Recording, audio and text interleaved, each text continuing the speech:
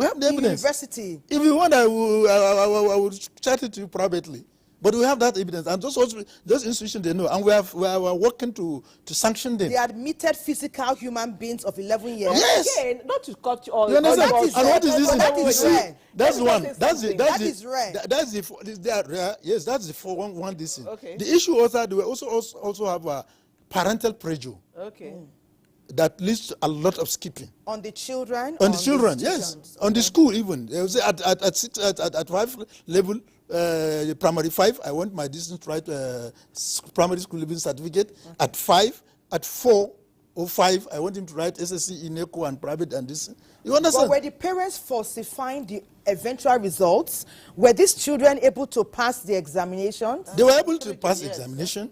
So but you see, the component of education is not only your knowledge, cognitive, reasoning, critical thinking, and others. Your ability to make right and to separate right from wrong decisions.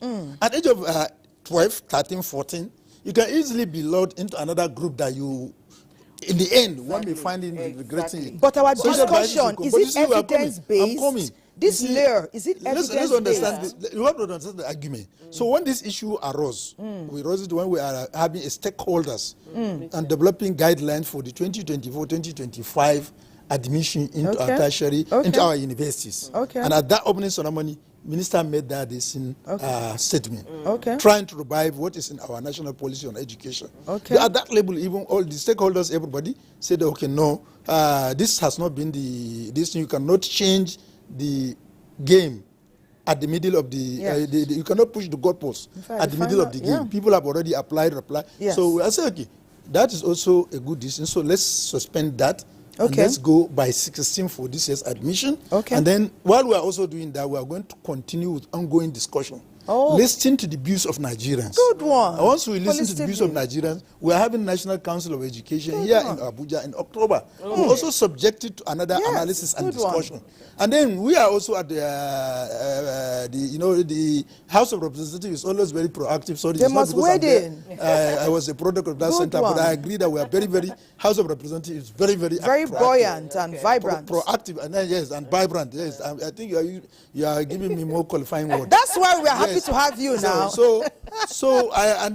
We are also there. We have even at the highest level, the majority leader, who was also a professor in education, who also headed the basic education committee in the Night Assembly when I was there. We had a lot of members there. And a robust discussion. And then we agreed that, okay, let's consider it as now as a work in progress. Good one. So that we now present it, whatever the decision they will give us, we now have, as we are listening to general public. You must know that President Bola Ahmed Tinubu, one thing you cannot deny him is that he listens. Good one. When the issue of the scholarship came, I was here several times, people criticized it. A lot of critics were not taking as anything, and we took it completely. And we went, and then the interest of the people were reflected in the amendment. Also when the issue of the fake result, this Togo being a republic result came, a lot of people expressed their interest. President also gave us permission, go ahead, investigate it. We thoroughly investigated, and we came up with result, and President stamped it 100% without any addition. So this is what we are saying now. We want to, it's democracy. We'll allow Nigerians to express their mind while we are also behind the scene extracting the best thing. There's democracy here. There's democracy in this studio.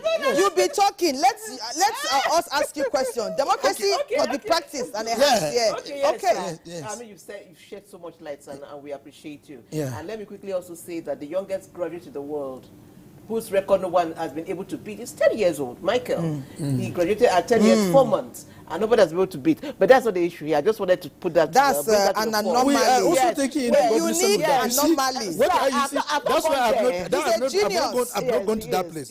And what we have also agreed as part of our agreement now, we are going to constitute a strong committee that will develop a policy guideline to identify talented people.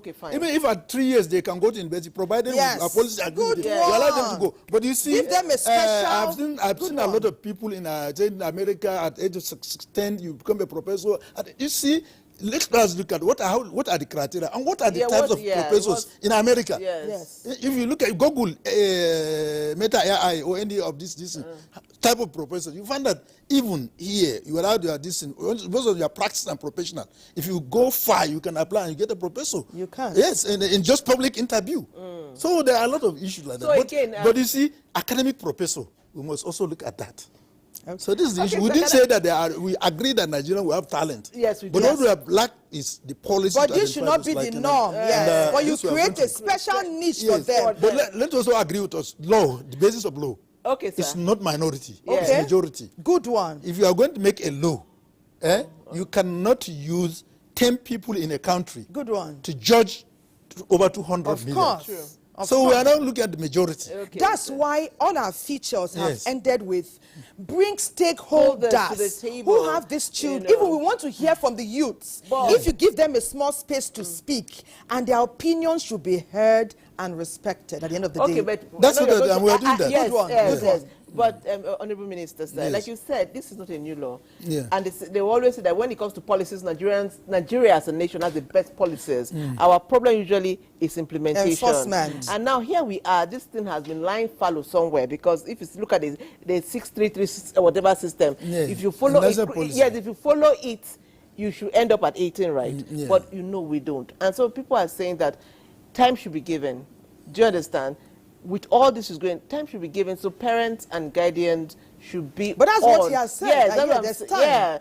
Time should it's be a given. work in progress. Yes, that's what you said. It's a work in progress. But let me ask you one of the questions that our guests. If we want to, probably we'll now say, we'll make a policy. Let's start correcting it at entry level. Yes. Thank you. Once we start at that, and this is why I said what our viewers said. Good one. Once we start at entry level, then we should be able to distribute. But you see, we should not continue to say that we will not respect our laws. No, we will. Let me cite an example. When I was chairman, House Committee on Healthcare Services.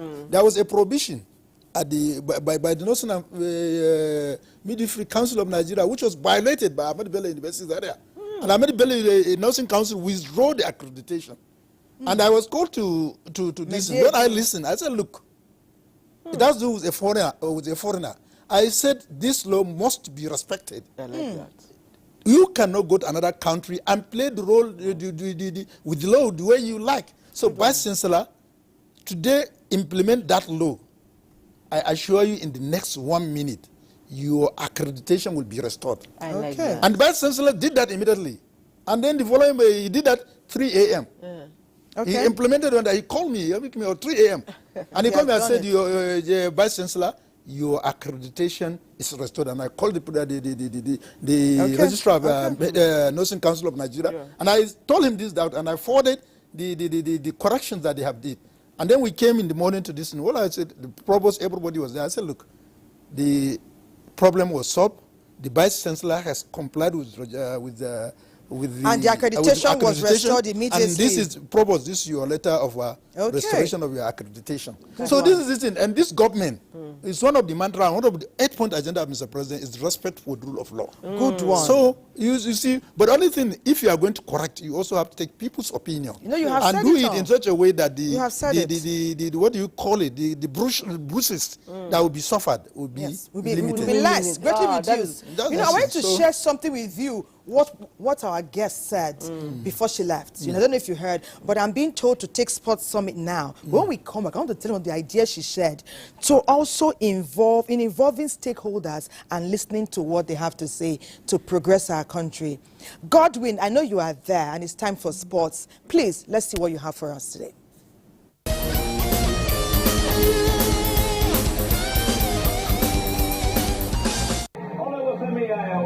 Of Nigeria, the Paralympic champion in the up to 86 kilogram category in Tokyo, has stepped up a weight category. I was delighted when the Honorable Minister of Sport in Nigeria, Senator John Ewa Eno, said he is going to pay more attention, he's going to support the physically challenged Nigerian athletes. Thank you very much, Honorable Minister. That is the way to go. On this edition of Sports Summit on Weekend Deal, we're bringing you the story of a young lady that so much was expected of her, and she did not disappoint at the Paralympics. It just ended in Paris. Her name is Folashade Oluwafumi Ayo. Yes, she's from Ondo State in Nigeria, and she is a lifter, power lifter. That's what you're seeing on your screens right now. She went to the Olympics and proved to the world that she is the best. Beat the best, and you become the best. My name is Godwin Enakena. We'll take a break. When we come back, on the other side, Folashade will be right here with me.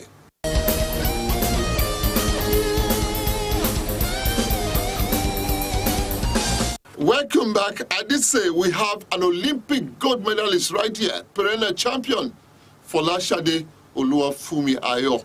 Now I know the able-bodied athletes went to these Olympics, Folashade, and they disappointed.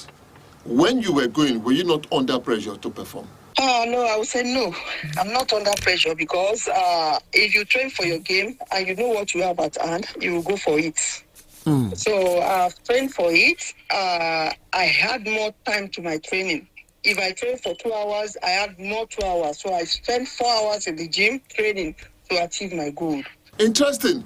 Now tell us, how did powerlifting start for you? For my secondary school, which I was unable to make it, to meet up with it. So I met with my uncle first told me that we have a game for special people. I was telling him what kind of game would I go for. So I met the coach, the national coach then, which is Coach John Oguntoye. I was doing a petty job to earn a living then. So he started following me around. I was like, all Paul is well. Why are you following me around, Oga? He said, no, I want to introduce you to one sport. You will love it. So I was thinking he was joking, but he took me to the Rampart Stadium in Jos, Plateau State. That was where I started in 1999. They were preparing for Bauchi 2000 then. So I started training with them, but I did not follow them to Bauchi because then I wasn't strong. You know, Folashade, I tell you something. Nigeria, the celebration when you lifted that weight was awesome. Well, what was it feeling like? Well, I felt very, very happy that day because I was aiming for that goal. I trained for it. So I make up my mind that every of my lifts will give me my medal. Now, let's go personal. Yeah, let's go personal. How and where did you meet your husband? Well, I met him at Ibadan. He was a powerlifter too, which we are still training together. So when he approached me in 2006, I was like, Oga, I no fit to men, now only chop and go. He said, immediately he picked up his phone and called his mom. He said, Mommy, somebody wants to talk to you. She said, I've got to marry. So the mommy now said, no, there's nothing like that. She was like encouraging me, but she never knew I'm physically challenged. Folashade, I want to say thank you so very much. You have made your family proud. You made Nigeria very, very proud. I would say Africa very, very proud. I'm very proud of you. Congrats again, and thank you for being part of the show. Thank you, sir. An Olympian is not an easy thing at all. Folashade Oluwafumi Ayo, right there talking to us on Sports Summit on Weekend Deal. Yes, we bring them bigger interest in all of the times. That's why we are here. My name is Godwin Enakena. I see you again. Keep praying for Nigeria. God bless Nigeria.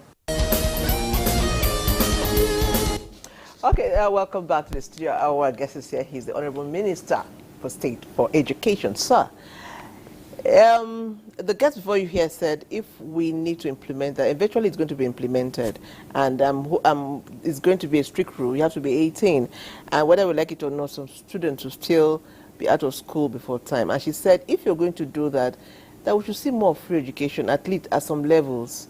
Government should provide free education at some level. It will help parents, take the burden of some parents. And she talked about sponsoring the children even while they are out of school to learn a skill or another. Like why they are waiting, or pay because them. the place of maturity in learning, we cannot take it away. Whether we like it, it's the truth. Like you said, some children going to university and they lose it.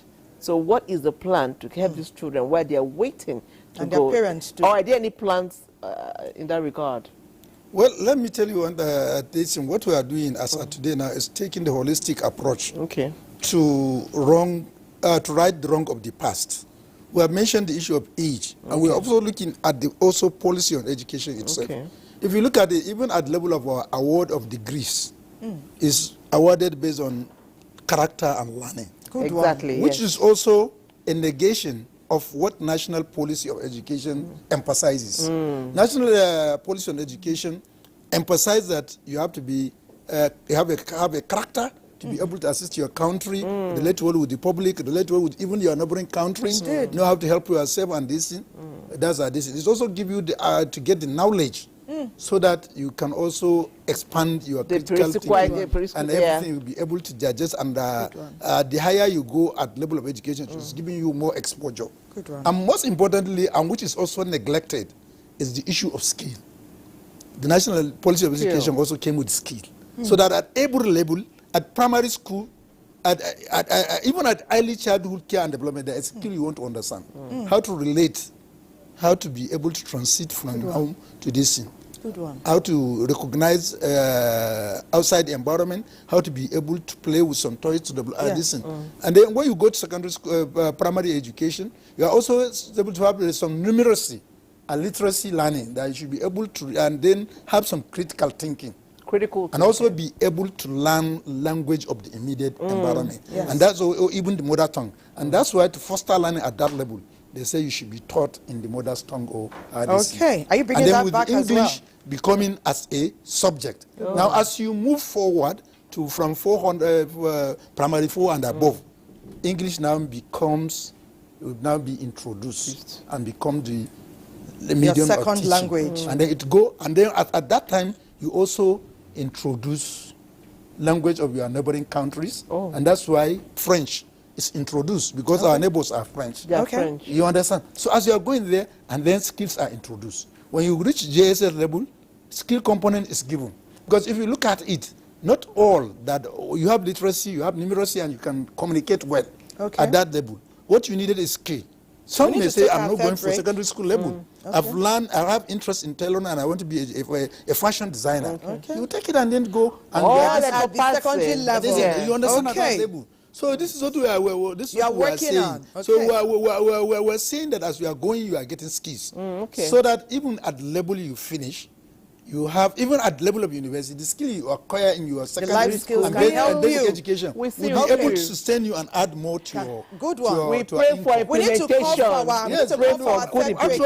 Actually, we are, as of today, we are developing hope education and idea education, which are supporting democracy in the studio. Honorable sir. Yes. Honorable, please, we want you, next time you must come for 2 full hours. Because you came loaded and there's so much you want to share. Our third break beckons, we'll be back to wrap up the show. Don't go anywhere.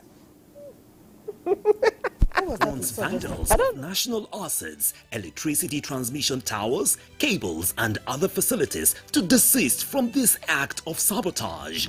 Vandalism is a serious crime punishable under the law. Vandalizing electrical equipments will affect millions of Nigerians, including your loved ones. Remember that national assets belong to all of us, hence the need to protect them.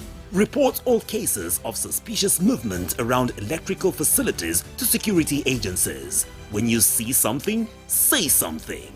This message is from the Federal Ministry of Information and National Orientation in collaboration with the National Counter-Terrorism Center, NCTC, Office of the National Security Advisor. We all get that party where they get your back anytime or day. E go carry a matter for head like say na your own. Now so GoTV tanda for your side as your party for correct enjoyment. We not a tear pocket. For this GoTV Super Plus Golden Window, you fit touchlight all the 380 Premier League games, correct local shows, and better film. We day for you. Make your sharply upgrade or recharge your GoTV on top Super Plus to enjoy every today. The Super Plus Golden Window don't come out money now. No do yourself, oh. GoTV. Love it. The race to qualify for the biggest football competition in Africa is on, the 2025 Africa Cup of Nations. 48 teams in 12 groups, with only the top 2 teams in each group qualifying for the African Cup of Nations in 2025 in Morocco. Don't miss the action, suspense and unrivaled coverage on AfroSport TV and its affiliates partners across Nigeria, starting from September 2024 to November 2024. AfroSport, your freedom of sport.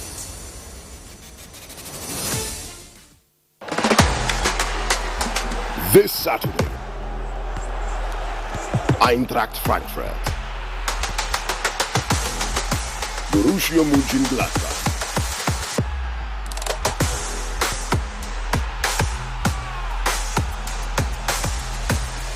Watch live Eintracht Frankfurt versus Mönchengladbach on Sporty TV. Sporty Bet sponsors coverage of the German Bundesliga.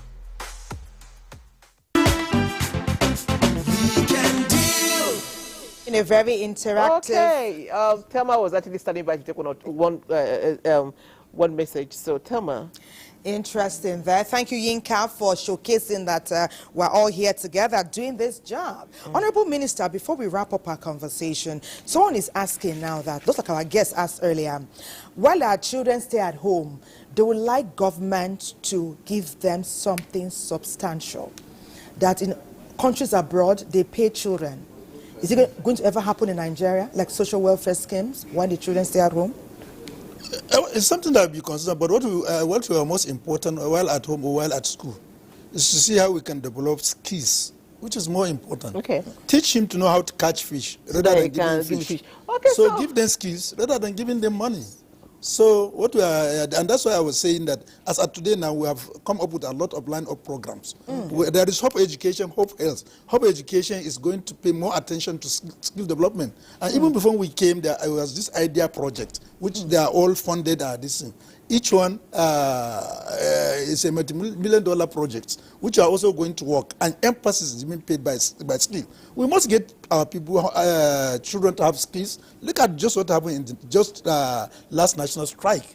It goes to show that we have to wake up, we have to do much, and we have to ensure that we are protecting our children. An idle mind is a double workshop. Good one. Let's giving them money there. doesn't. But train them to be engaged. So that always, when they wake up, they know where to go, what to do, and what to get something. And they are stronger leaders of this country. We need to wrap it there. Okay. Thank you for so being much, in our company. Minister. God bless and sharing all your words with Nigerians all over the world. Okay, as you all know, Edo is deciding, and we've been touching base with our colleagues there who have been covering what's going on there. Right now, we'll go to Victor Acha in Auchi, and then when we come back, Victor Azu, it's Victor's thing today. Victor Azu will be in the studio to lead you on Edo Decides. Don't go away. It's still the same. God bless Edo God bless State. you. Bye-bye.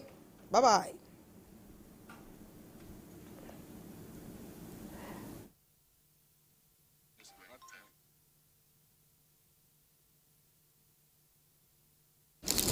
Yes, Victor is ready. Thelma, thank you very much for holding the fort there at the Weekend Deal studio. I know that you are also from Edo State. I hope that even though you are not voting, I hope you are keeping an eye on what's going on in your home state of Edo, Thelma. Anyway, the much anticipated Edo State governorship election is finally upon us.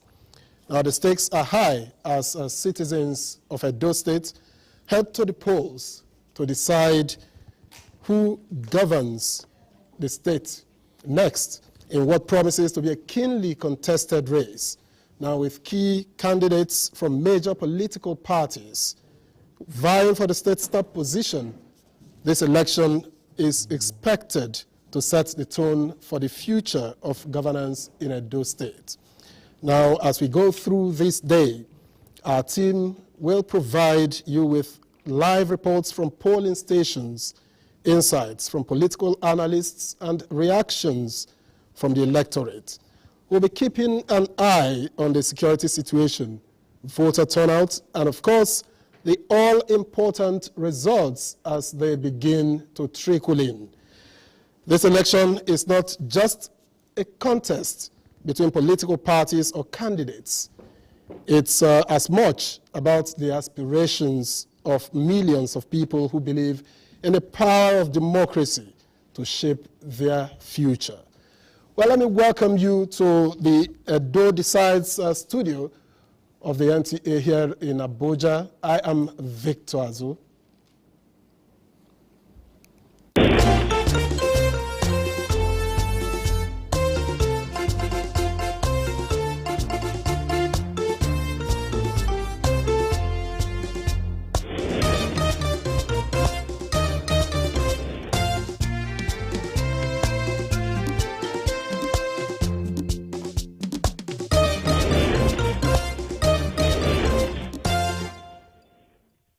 All right, thank you for joining us. This is, again, the NTA studios, the Edo Decide studios of the NTA here in Abuja, and I've been joined already by a number of guests here in Abuja. And of course, we have our Benin studio also open. But let me begin from here in Abuja, where Mary Kim, Director, Voter Education and Publicity at the Independent National Electoral Commission, has joined us. A pleasure to welcome you. Thank you very much. Good morning, Nigerians.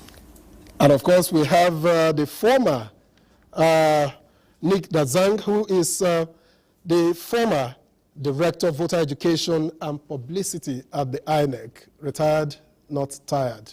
Thank you for joining us. Thank you very much, and it's my pleasure. And of course, Ahmed Sajo, a social commentator, has also joined us. He's a former Commissioner for Information in Adamawa State. Thank you for coming. Yeah, thank you. It's a pleasure to be here again today. And like I did mention, in Benin, we have Dr. Osawaru Kunzua, who is a public affairs analyst who has joined us from Benin. Thank you for joining us, Doc.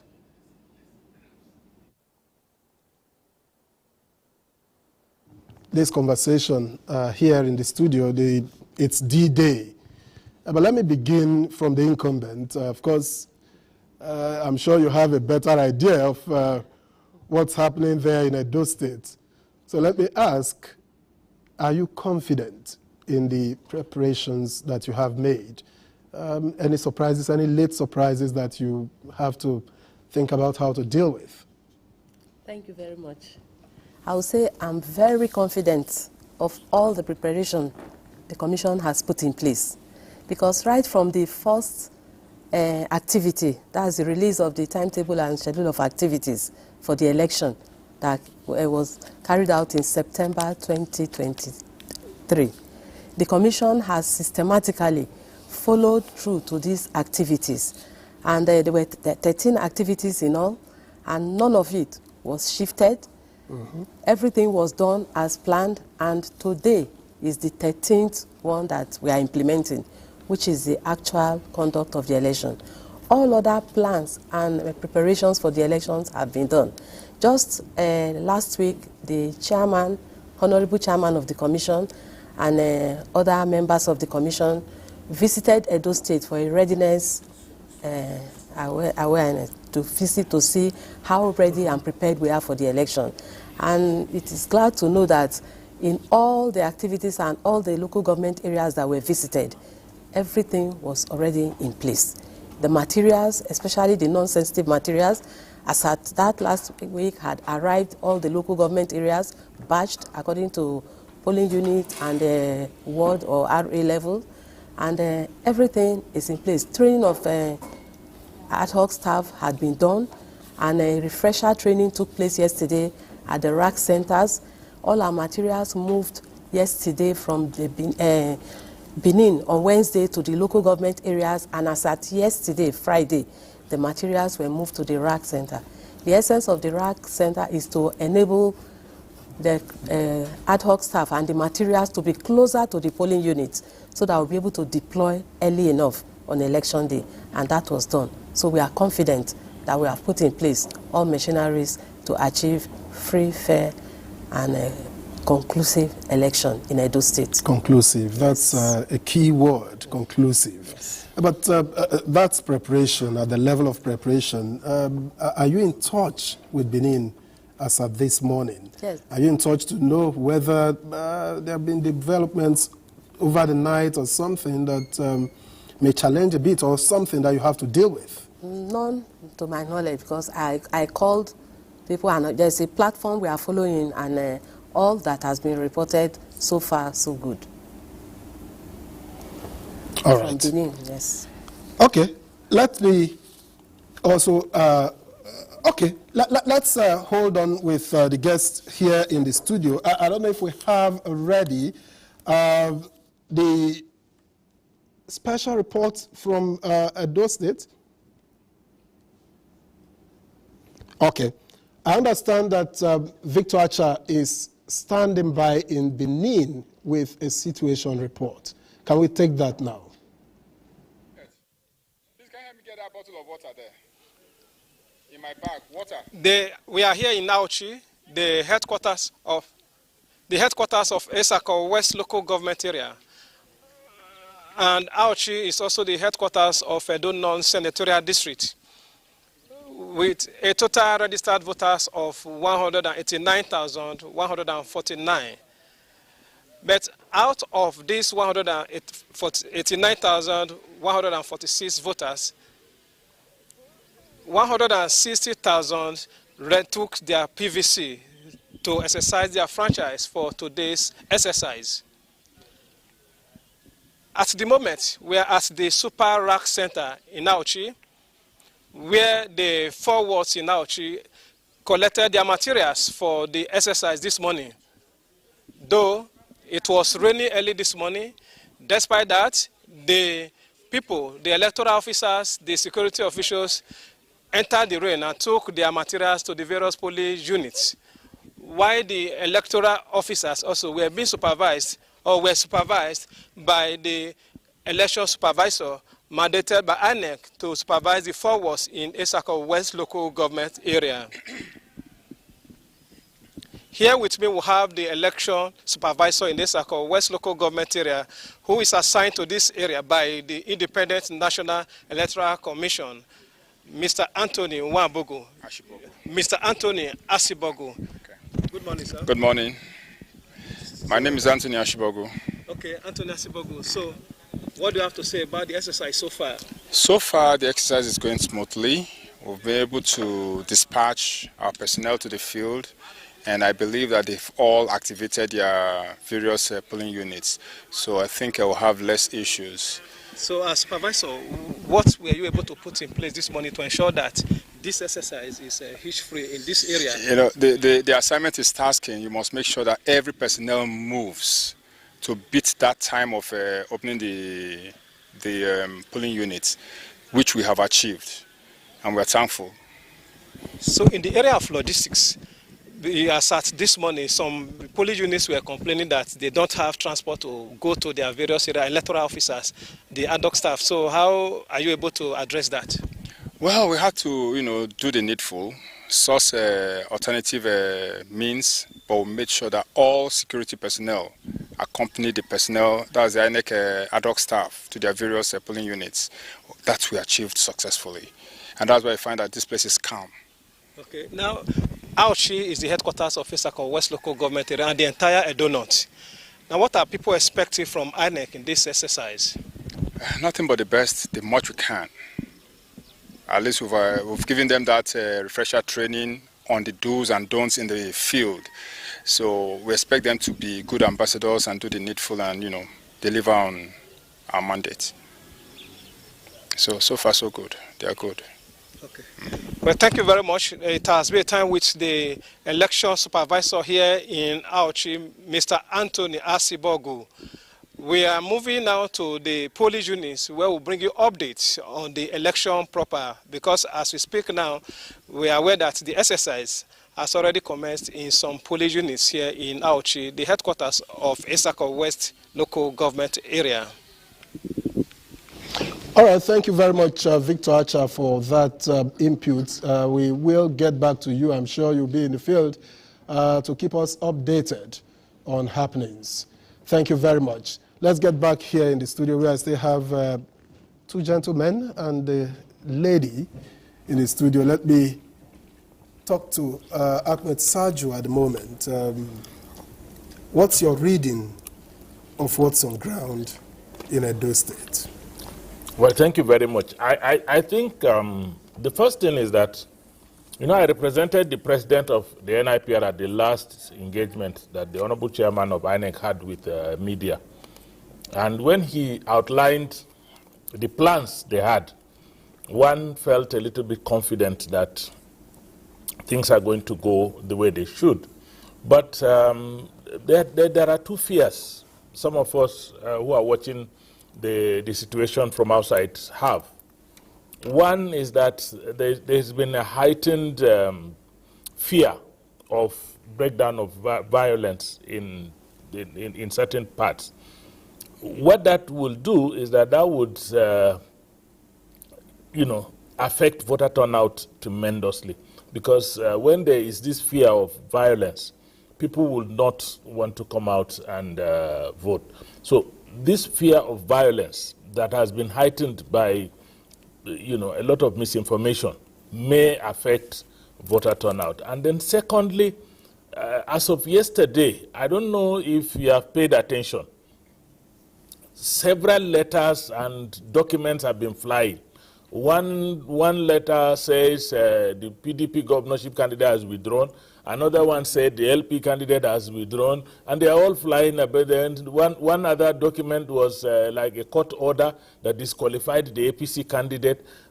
Those misinformations and release of certain adverse, confusing information may also affect the nature and the way the election will take place. But by and large, from the INEC, from what I got to know during the briefing that the Honorable Chairman had with media, with the various media personnel across the country, that gave one a lot of confidence. And this morning, we saw it. When the official was reporting.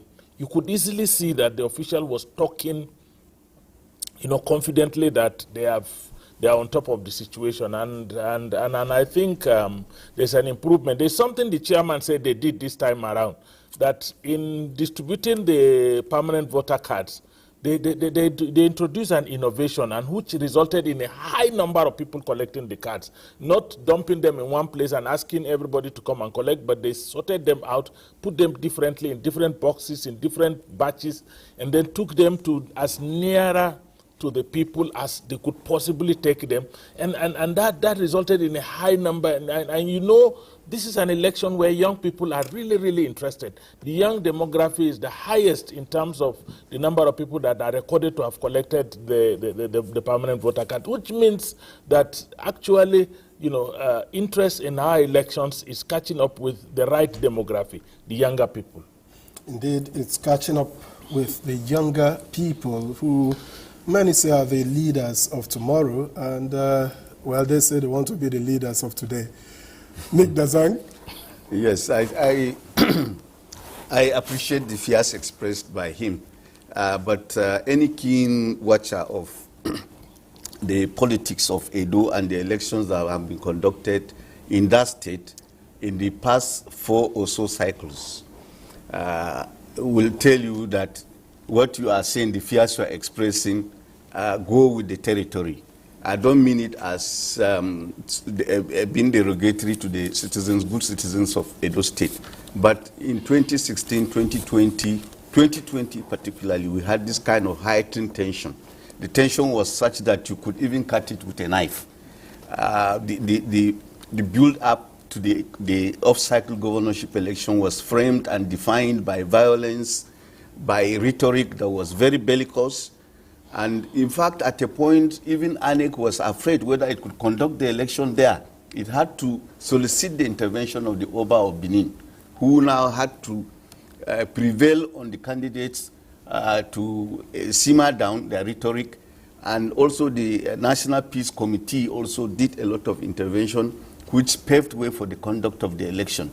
But subsequently, the election went very well. And the turnout was also very high. And it set the tone for the conduct of the Ondo governorship election, which was conducted immediately after. So to that extent, I think that the fears are founded, but given what has happened in the past, I don't think they are going to affect the conduct of the election. And then secondly, I want to also say that this particular commission has been lucky to conduct off-cycle elections twice in Edo and Ondo, and they are going to conduct the third one now.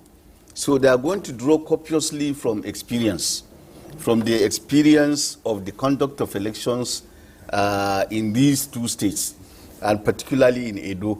So I think that experience will help in making sure that we see an election that is tailored as superlative compared with recently conducted off-cycle governorship elections that took place in Bayelsa, Kogi, and Imo. So to that extent, I think your fears are well-founded, but I think they will be taken care of. And I think also, I also followed the chatter on social media, allegations of candidates being disqualified, bogus allegations, because they were dispelled by 1 or 2 candidates. And that is to be expected in an environment where the social media are prevalent, and most of their consumers are, of course, the youths. And thankfully, those pieces of misinformation were dispelled, and also given the assurances that we have received from the security agencies and their body language and the courage of the AIG in charge of the elections in Edo, which we saw yesterday. I think that should be reassuring to the citizens of Edo, and that should encourage them to come out in huge numbers, reflective of the massive collection of the PVCs, as we have seen, which is up to almost 86% of the total number of registered voters in the state. So I'm hopeful that the turnout will be massive, and that some of the hitches that used to accompany these elections, drawing from these experiences I had mentioned, would have been taken care of. For instance, if you look at the demographics, the total number of registered voters, there are certain local governments, particularly in the southern part of the state, that have a preponderant number of the registered voters. And because of that, in time past, the commission had issues with accreditation, getting people to vote, in an orderly fashion. So all these will be taken into consideration. You learn from these experiences, and then you factor them subsequently in the conduct of elections. So I believe that given all this, and the manner in which INEC itself has trained itself before the conduct of the election, and the way it has taken this election, which shows that it has the hugest stake in the conduct of this election in terms of trying to repair its image that was besmeared previously in the 2023 general elections. So it has a lot at stake, and it has shown that it takes this election seriously. And this election, like I said, has implications for the Ondo governorship election. If you do a very good election in Edo State, then it means you are telling us that you also do a very, very good one, an excellent one in Ondo. And don't forget that these states are contiguous. They also have certain characteristics that are similar. Some of the local government areas are challenging, the terrains are challenging. And so given all these factors, my take is that we'll see an election that is superior to the recent ones that INEC has conducted. All right, thank you very much, Nick Dezang. And I'm told now that voters are queuing up already for accreditation as polls open at Oredo Ward 8, a voting center, and in Edo State Ministry of Education premises. Let's take that story from Yaro in Benin City.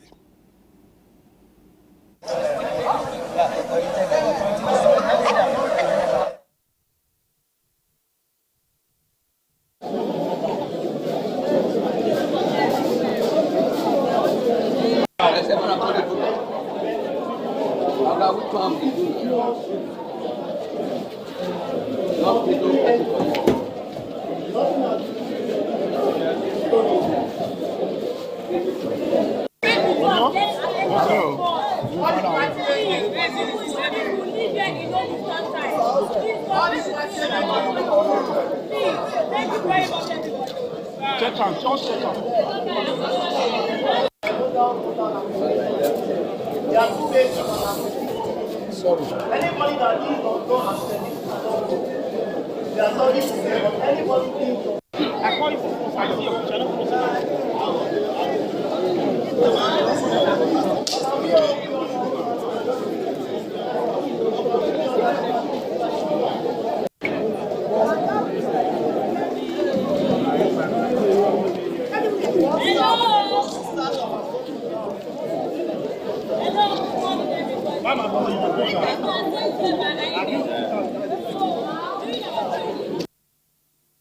right. So I understand, well, that's an idea of what's happening in the field already. People are beginning to queue up and ready to cast their ballots. Of course, the process, it's a bit, it's not immediately that you start casting your ballot. So they are going through the preliminary stations process before you get to casting of ballots. I understand that Anwali Okolo is standing by with an update in Benin.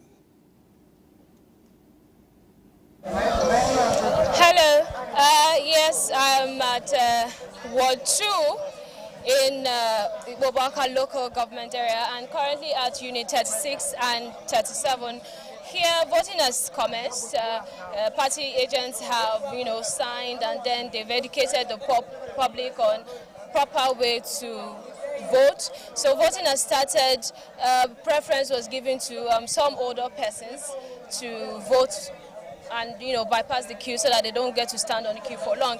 I have one here who's standing by with me to just tell me how the process has gone so far.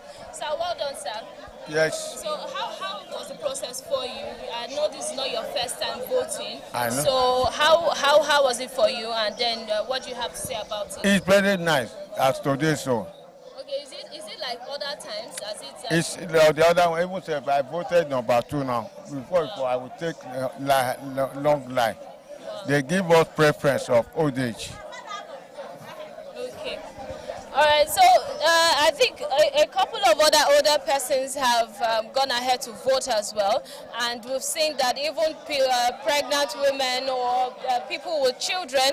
I saw some at other polling units. I'm sure that I'll go check how other polling units are fared. I picked here because voting has commenced here already. So about 995 persons are supposed to vote in the Unit 37, and then over 800 persons voting here at Unit 36. So yeah, that's it for me for now. I'll give you more details as I go along. Anwali Okolo, thank you very much, but don't go yet. What's the situation, apart from seeing people, lined up, ready to go through the process of voting? Have you seen people who are physically challenged, for instance, people from other demographics, apart from the able-bodied people you see, the old, the young, new voters, maybe first-time voters, physically challenged? What do you have? What's the mix?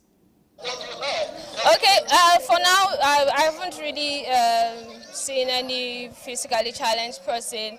Most people here are not first-timers. I'm sure definitely I'll see a first-timer very soon. Most people here are veterans, people who have been voting and are invested in the electioneering process. So first-timers, not yet. Physically challenged, not yet. But I'm sure that I would come across them very soon. But so far the process seems seamless. And then, but from the INEC official side, they are ready for with their assistive materials for when they would have people physically challenged or living with disability. So they are ready for them whenever they come, and then preference will be given to them as well. Thank you very much. You may now run along, but we will come back to you when you have something more for us in the field. Thank you very much. Let's now head to Benin, where, well, I did introduce earlier Dr. Osawa Okunzua in Benin. I hope that he's there for us still at the moment. Dr. Okunzua, thank you for joining us. Thank you. I think it was a Thank you. Now, joined us. yes. With you. All right, and I see pleasure Professor Edi Eragbe. I'm happy to see Professor Eragbe particularly. Professor Eragbe was one of those that molded me at the University of Benin. He was HOD at some point while I was a student at the University of Benin. It's a pleasure to see you, Prof. All right, let me get to Dr. Okunzua. We are here in Abuja. We know about preparations, just a little about what's happening there. What have you observed this morning as Edolites head to the polls.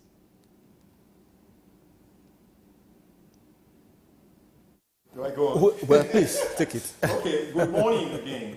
I just got to the studio not too long ago, and that gave me the opportunity of seeing firsthand what the outside looks like. I came all the way from University of Benin to the studio. On my way down, I would say that yes, one of the polling units where sometimes we have been involved, activities were already taken off from there. And getting here, we met that, of course, security blocks were put in place to prevent people who have no business from moving around. At one of the points, they just said, please go home and rest if you don't want to vote. But we had to explain, as a part of the media, trying to explain to people what is happening across as far as Edo State is concerned. I would say that the whole hype that has really followed this election is understandable. And that is to the extent that the stakes are quite high, especially as looking at the contestants themselves and the key players. They have always have great stakes as far as Edo State is concerned. But one of the beauties of democracy we have always advocated, and that is why we advocate for it, is that unlike situations where people are imposed on those that are governed, in this particular case, democracy gives you the opportunity to choose from options that are available. And one of the things we also emphasize is that guidelines have been stated as to who can emerge the governor of Edo State today, or between today and tomorrow, or yet Monday, depending on when the results are finally announced. And the reality, of course, is that you definitely, as a voter, as an Edolite, will have your preference among the candidates that are contesting. But at the end of the day, democracy demands that it's he or she that meets the stipulated requirements that we have to be in charge. And so that is a fundamental issue that people must understand. Like any race, we cannot all win, no matter the inputs and determination that we bring to bear, no matter how desirous we are of trying to be in charge.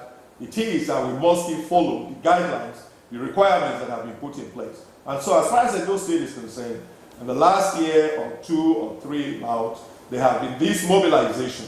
And I must say that from my own observation, the social media has brought about greater awareness as far as elections are concerned, as far as democracy is concerned.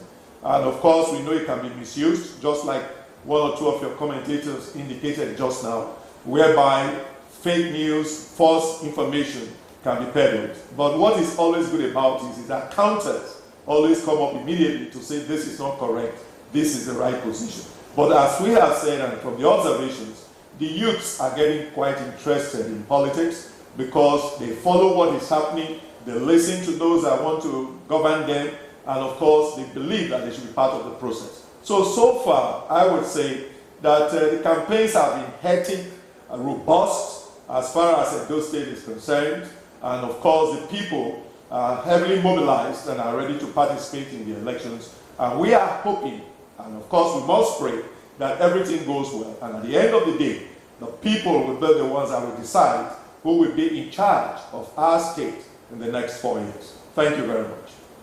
Thank you indeed, Professor Eddie Eragbe, Professor of History and International Studies at the University of Benin.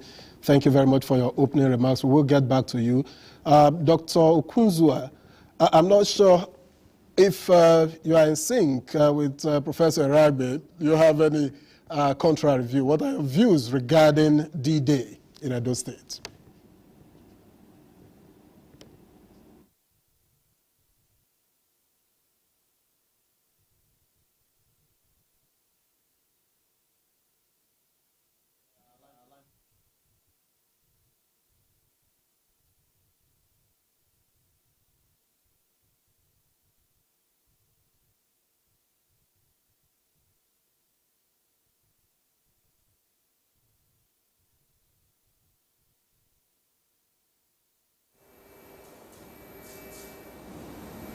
Okay, let's get back here in the studio while we try to sort out the Benin end of our conversation this morning. Now, Mary, based on the comments that you have been privileged to listen to from here in the studio and then in Benin, would you say that it's what you anticipated? Is there anything that has run contrary to what you expected? I would say not at all. You know, like I said before, the Commission has put so much in place in the area of preparation for this election. So, in fact, we are not expecting anything less than what we are saying. So things can only get better for us, because we are so optimistic that the election will be conducted freely and peacefully. You know, during the stakeholders' engagement, the Honorable Chairman had assured the people of Edo State and Nigerians in general that INEC is not a political party. INEC does not have a candidate in this election, and that it's only the electorate in Edo State that will determine who will govern them in the next 4 years, which means their votes is when they come out to vote, and the vote definitely will count. And the IGP, that's the Inspector General of Police, also assured the people that the police was going to conduct themselves in a neutral manner. They will be neutral, they will be professional, and at the same time, they will respect the rights of human rights. So all this put in place, and with the elaborate sensitization that has gone on in Edo State before today for the election, I'm optimistic that almost everybody there is aware of what they are supposed to do, the role they are supposed to take. And it's evident in the outcome of, at least with what we've seen. We've seen large turnout of voters. So we are not expecting anything less. But is it as planned, the timeline? If you look at the time now, well, it's about 9:30. Yeah. The process hasn't quite kicked off as it should. Election is supposed to start at 8:30, and I'm sure in some polling units, it must have started at 8:30. And in the places we have seen, at least only one place we saw that they were just doing the preparatory. The other polling unit that was shown, election has actually commenced. People have started voting.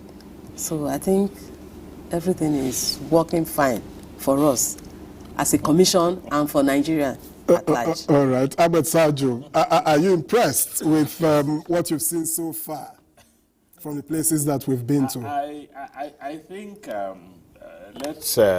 let's be clear on one thing. You know, for you to understand the electoral map of Edo, you need to understand that of the 3 senatorial zones, the southern zone has about, I think, almost 55.76% of the total voter population. And the biggest local governments in terms of voters, availability of voters, are Oredo and Ikboba, Oka and Oga as the third one. And those ones, you know, what is peculiar about them is that not only are they in the southern senatorial zone, but they are within the Benin Kingdom. Metropolis. Benin Metropolis, Benin Kingdom. And, you know, unfortunately, even the position of the Oba of Benin this time around, my brother said the last time he sued for peace and people listened. But this time around, even the stool of the Oba of Benin was dragged into the political embargoes somehow, you know, during the campaigns. And so to the large extent, you know, that's where the contest is going to be hottest.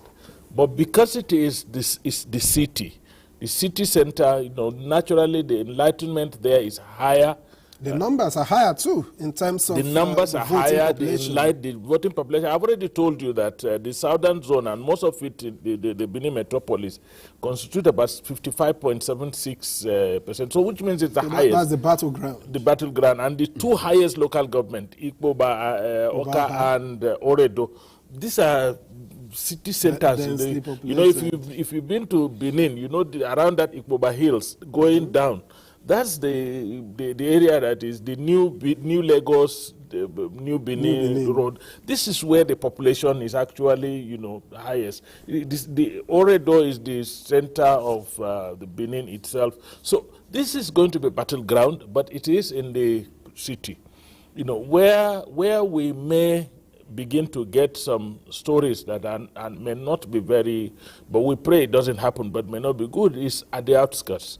The outskirts usually, during elections, the level of brigandage happens more. Some of us have been involved, not just as at the level of voters, but at the level of people in governance who are trying to construct, safety and security within the context of an electoral process. So we know what people take advantage of the fact that the rural areas are far-flung, but we pray that everything goes on peacefully, and we also pray that things happen in a manner that has been prepared for by INEC. INEC really did a very good preparation.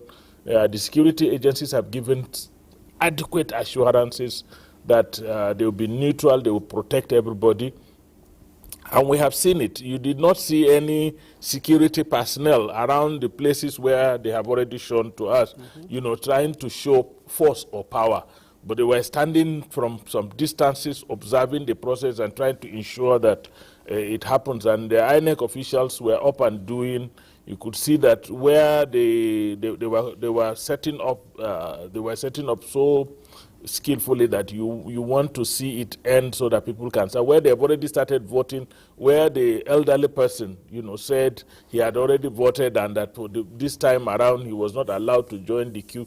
That has always been there in INEC, but this time around, right from the Ekiti off-cycle election, we noticed that there is an increased awareness in trying to allow elderly people, pregnant women, lactating mothers, people living with disabilities, preference in the voting, and that's the way to go. When you give assurances to people who are vulnerable, who may think that their safety may be compromised if they go out to vote, when you give them priority and you protect them and you allow them vote, those that are strong and able bodies will also have confidence that the system is working for everybody. So I think what we have seen so far, portends that there will be a very good election. But you see, an election is a process. It's not just the voting. It goes through, the voting process, the counting, the declaration of results, and all of this. And at any point, there could be dispute. Let us not begin to sing, hallelujah, just because we have seen the process commence very seamlessly. We pray that it ends also very seamlessly like it has commenced, but it's a process. It's a process that involves so many other things. Sometimes you even get a dispute at the final declaration, at the point of declaration. We have all been witnesses in this country. So I believe that it has taken off very well, and like they say, at the airport, that takeoff and landing are the most crucial steps. Not what happens in flight. All right. So the takeoff is very good, and we hope that the landing will also be very good. All right, Nick. I want to spare Mary Kim that question. Let me ask you: what are in your experience, what are the usual surprises that you get on election day with logistics that could mean that elections don't take off as planned? Because clearly, not everywhere, you might be surprised that, in fact, you won't be surprised that it didn't really start at 8 anywhere. Yes. We didn't get here at 8, so we are not in a position to know for sure. But if at this point you still have, you're still at that preliminary stage, then it means that it might not have taken off at 8. What are the usual surprises that you get with logistics this morning? Well, the usual surprises are arising from the fact that INEC itself does not control all the resources being deployed for the conduct of elections. That sometimes the vehicles being contracted can break down. You enter an agreement with NATO and NURTW and sometimes some of the vehicles being supplied to ferry staff and the security agencies may not be in fine fettle. So some of them could collapse. But I think learning from experience also, what INEC does is to provide for contingencies in almost everything, from the beavers to ballot papers to vehicles, transportation. So where you have glitches with, for example, the beavers, you have technical staff who troubleshoot, who are drafted in immediately to troubleshoot, and if in the instance where the beavers machine fails to work, it is changed, it is another one is reconfigured and it is deployed. And by the same token also, you could also have challenges where the security men are not ready. On occasions, on election day, you see them insisting that they will carry out parades, forgetting that these elections are based at time specific. There are certain things you have to do within certain times. For example, you have to open the polls at 8:30, you have to commence accreditation and so on. So, but the Commission has always engaged the security agencies to appreciate the need to shelve this parade for that particular day, to ensure that they accompany the staff to the polling units, because by law, the staff cannot take off without the security agencies, because they are supposed to provide cover for you. So if you go without them and something happens, you are literally on your own. So that's what the law says. So these things can happen. And like I said, INEC may not have complete control, but with experience, what INEC does is to, provide for contingencies and also to engage with other stakeholders to appreciate the need to play their own roles very well. And we have seen from what the security agencies have been saying that they are going to do that.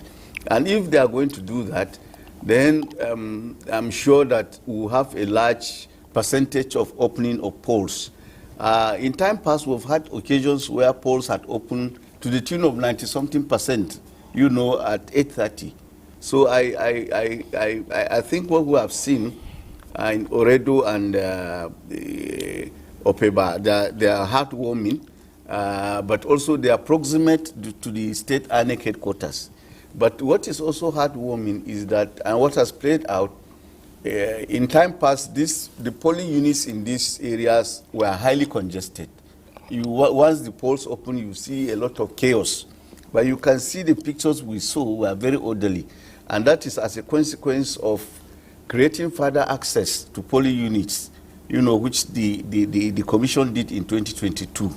More polling units were created. So, there's a threshold of voters that will vote in a particular voting unit, as opposed to the past where you could have a polling unit that has up to 3,000, 4,000 voters.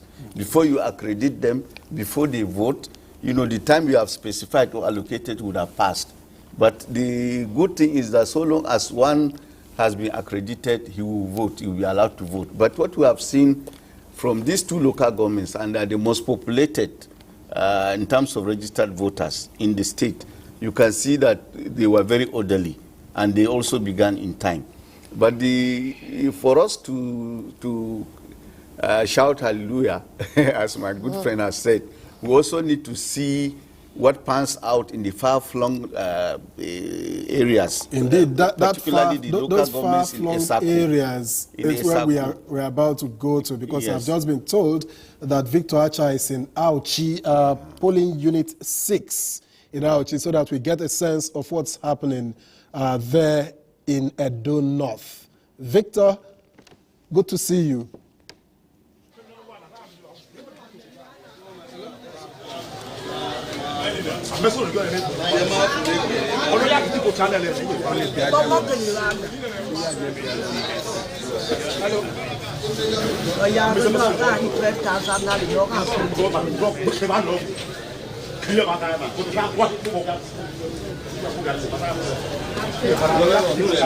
What is supposed to do?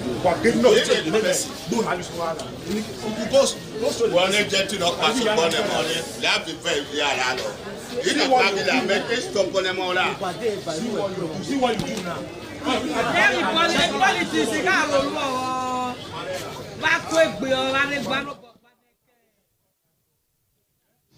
All right, not exactly ready, but at least we can see that there's turnout. People are out there ready to go through the process of casting their ballots. And that's in far away Edo North, Auchi, where you have, I think, a couple, okay, maybe not one.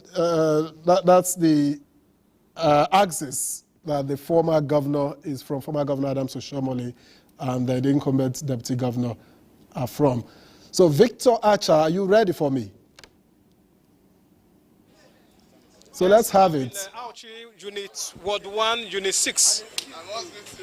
Auchi Ward 1, Unit 6. In this unit, we have 755 registered voters. And voting commenced as early as 8:30 this morning here in Auchi. And over 100 people have so far voted. And as you can see, the place is crowded with enthusiastic voters who want to cast their ballots. Many have voted, and while others are waiting. We have here now some people who have already voted that want to share their experiences with us on the assessment, the exercise so far.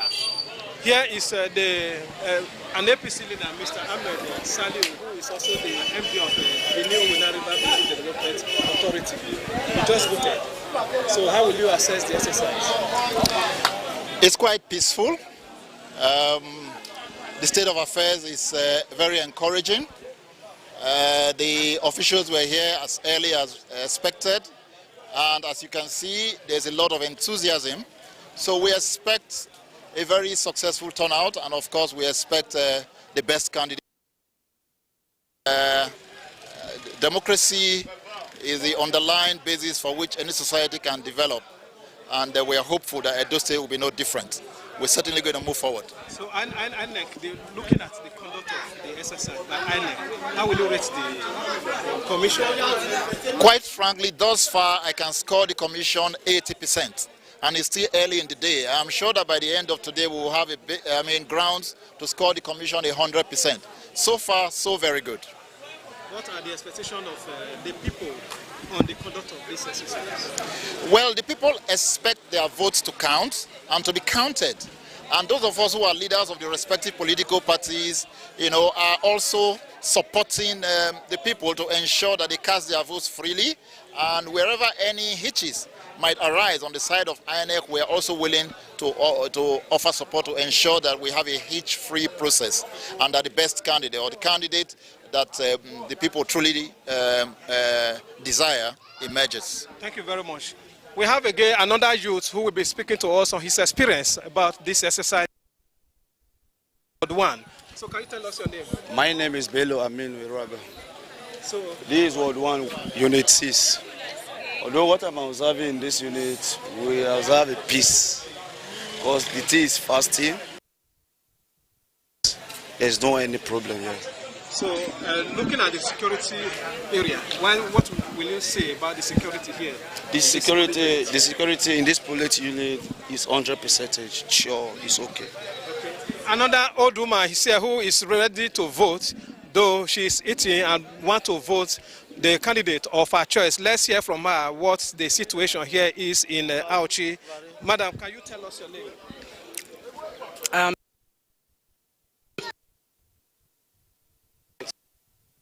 For my choice. Okay, now what are your expectations at the end of the day? We are not talking about the winner, we are talking about the exercise. The exercise is very good and peacefully. So can you rate the exercise high from what we have experienced here this morning?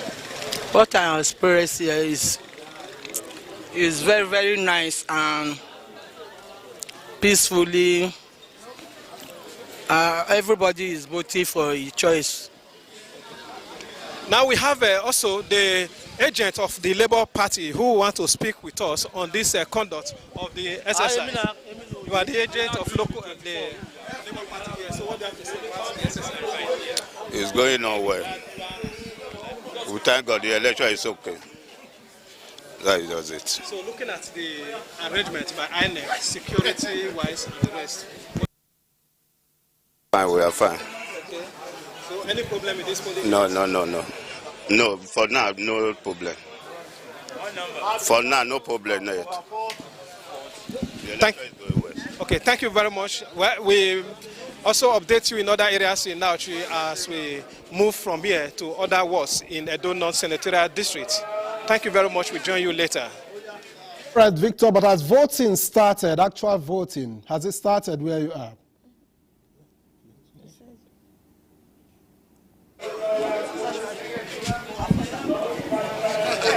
So, can you hear me? Has actual voting started where you are? Yeah?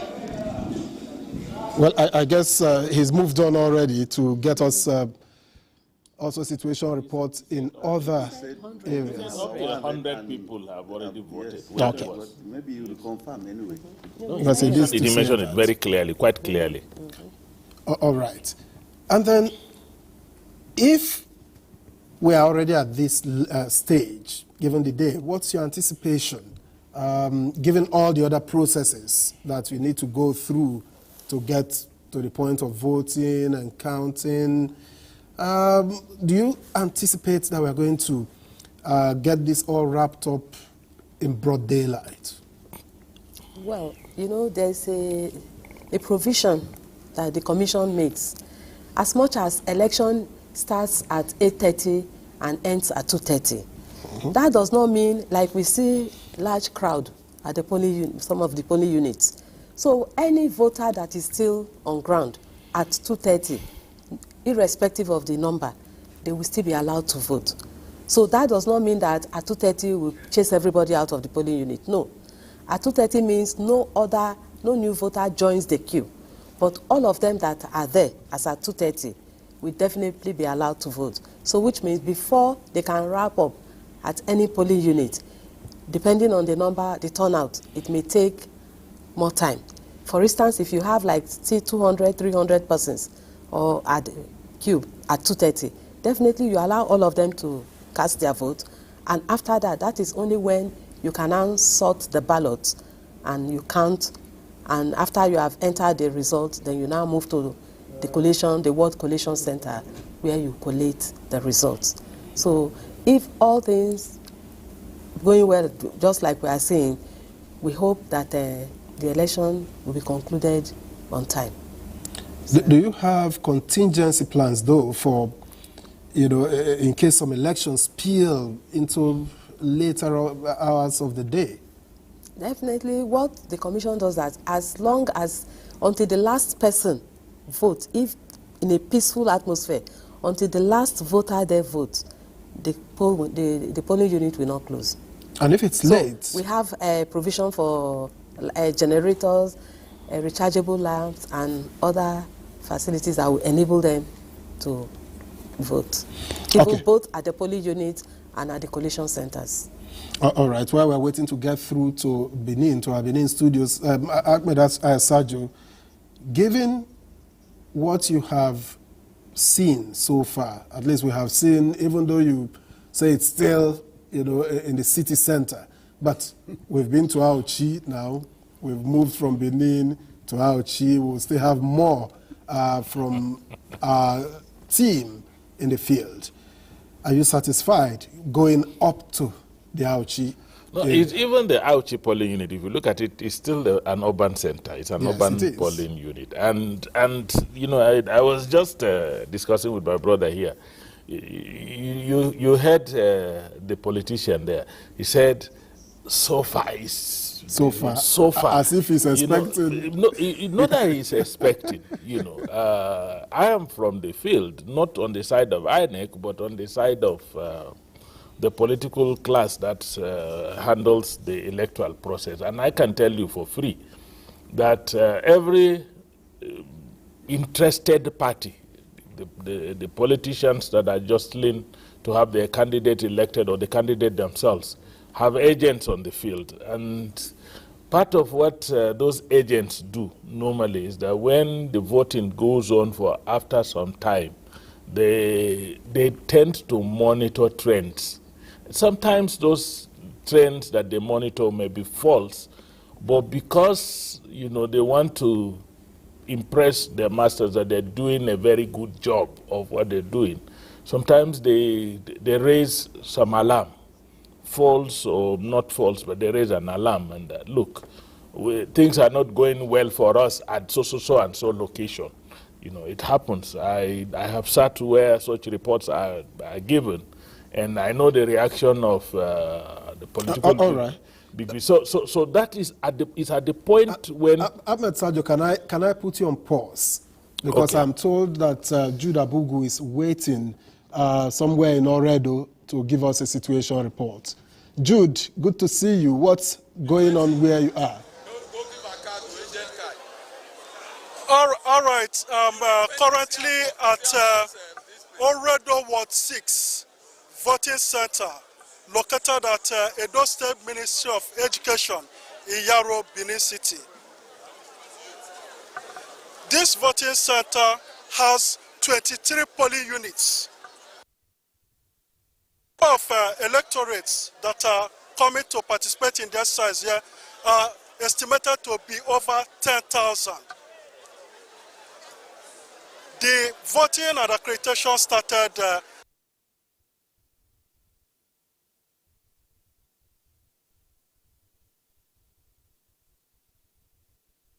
and some people have already sized their franchise. I want to speak with a senior citizen who was among the early birds, the early people that cast their ballots. Mr. Christopher, can you explain to us what the process was like? Well, for now, the process is very fine. Like Wasis Oredo is a family ward. And by the grace of God, we have started with peace, we will end it with peace. The best, whosoever that emerged winner today, we will embrace ourselves. We are not going to fight, we are not for trouble. So we are conversing, we have spoken to our people before today. So we are expecting good results to come out.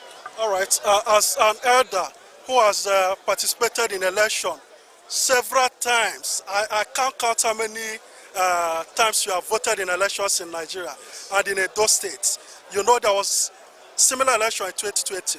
What will you have to say about the number of people coming out for the election today and the atmosphere in this particular voting center? Well, for now, the turn-up is not too impressive. Like as you have said, this voting center has 28 units, not 26. And I've been voting here since 51 years ago. So I'll be participating here.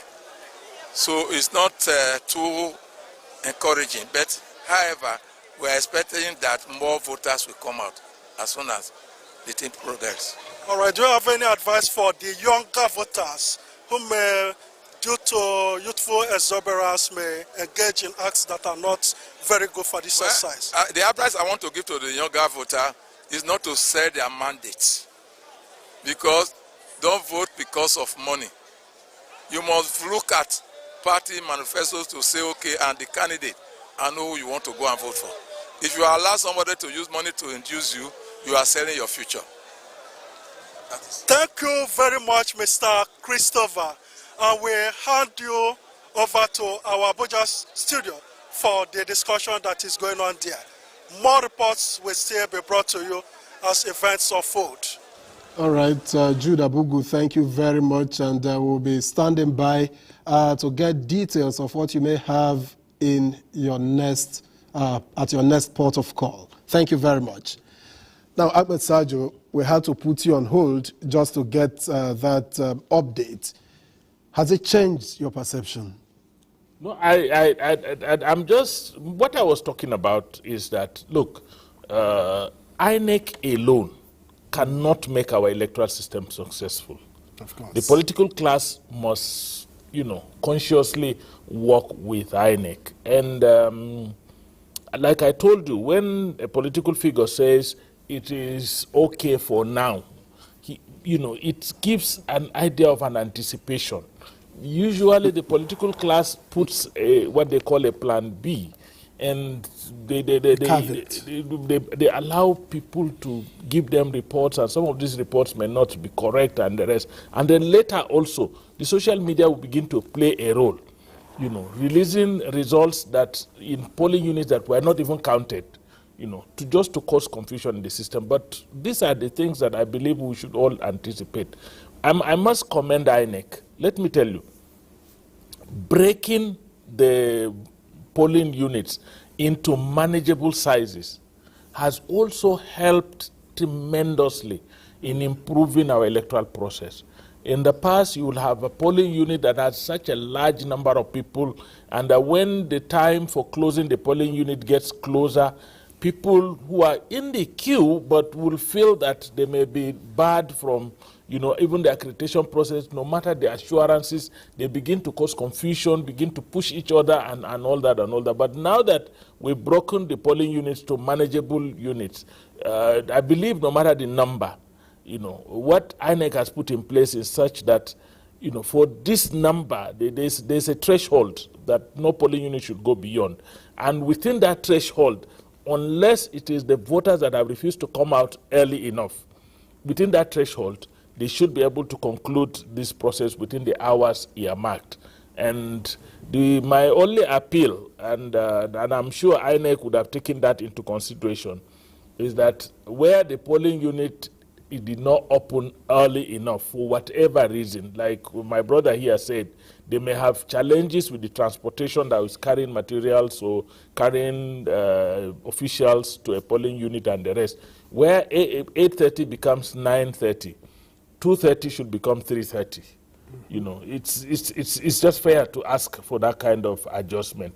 Where you have a delay, you should adjust the time upward so that you can have, everybody would have his day. But because Mary did talk about once you have been accredited that you are going to vote. But the question is, you are saying if you lose 1 hour at the beginning, you should add it to the end. Because what if an individual comes for accreditation perhaps 30 minutes after you have originally shot it out? Would that person still be allowed to accredit? I think that's the point Ahmed Saj is trying to make. Yes. Because you've lost an hour earlier on, you should add it to the end. I'd like to respond. Yes, please. Well, thank you very much. The process we run, our election process now, is that accreditation and voting happens simultaneously. You are accredited and you go to cast your vote. Now, for instance, if there is an issue that warranted a delay, we are saying that at 2:30, all the voters on the queue at 2:30 will be attended to. So whether we were delayed for 30 minutes, 1 hour, as long as you are there at 2:30, irrespective of the number, nobody will be chased out of the polling unit until all the eligible voters there cast their vote.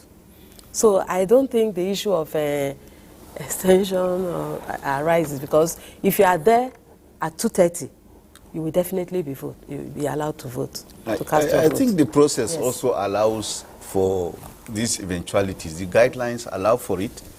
And to reinforce what she's saying, at no time has any election not taken place in a polling unit by 2:30, irrespective of the challenges.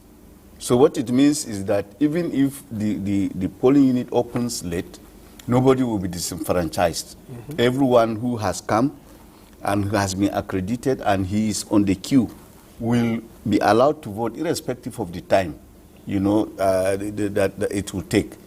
In the 2023 general elections, there are certain polling units that didn't open on time. And there were other polling units that were overly congested. And they did not, that was the first time the commission was now piloting the newly created polling units. So a lot of people did not go to the places where they ought to have gone to vote. So they went to the old polling units, as a result of which there was congestion. Okay. In spite of that, voting continued into the night. And generators were brought to illuminate the precincts of the polling unit. So, and then there should also be security. So voters should not have any fears as to, even if there is that emergency or contingency, it's been provided for by law and by the guidelines. All right. Thank you very much, Nick Dedzang, for that clarity. I understand that the Benin studio is ready again for us. So let me get to Dr. Osawaru Kunzua to get a sense of what his observations are to this point. Dr. Kunzua.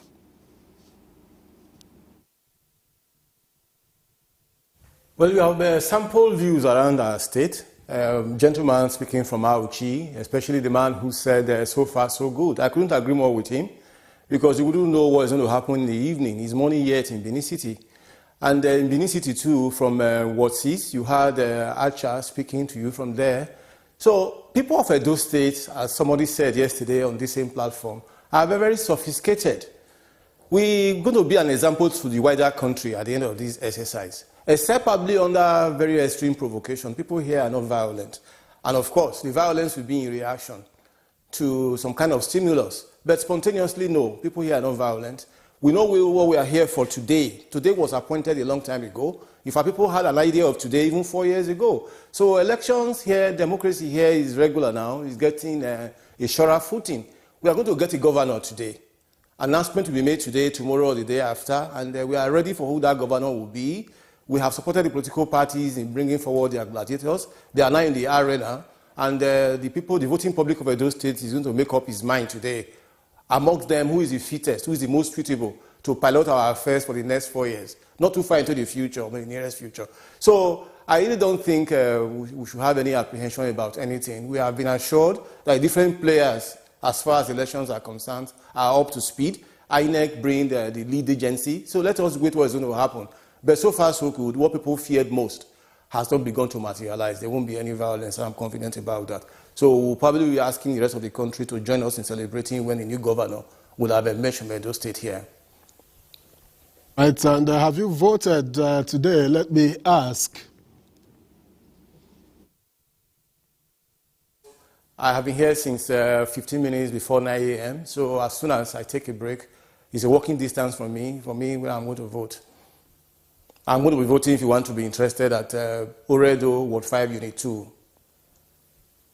Let me ask Professor Ragbe. I want to believe that you will be voting within the University of Benin. What's the mood like? Because the university system is a community of its own. Everything is complete, and that's why people could live there and not go out. What's the mood within the university environment?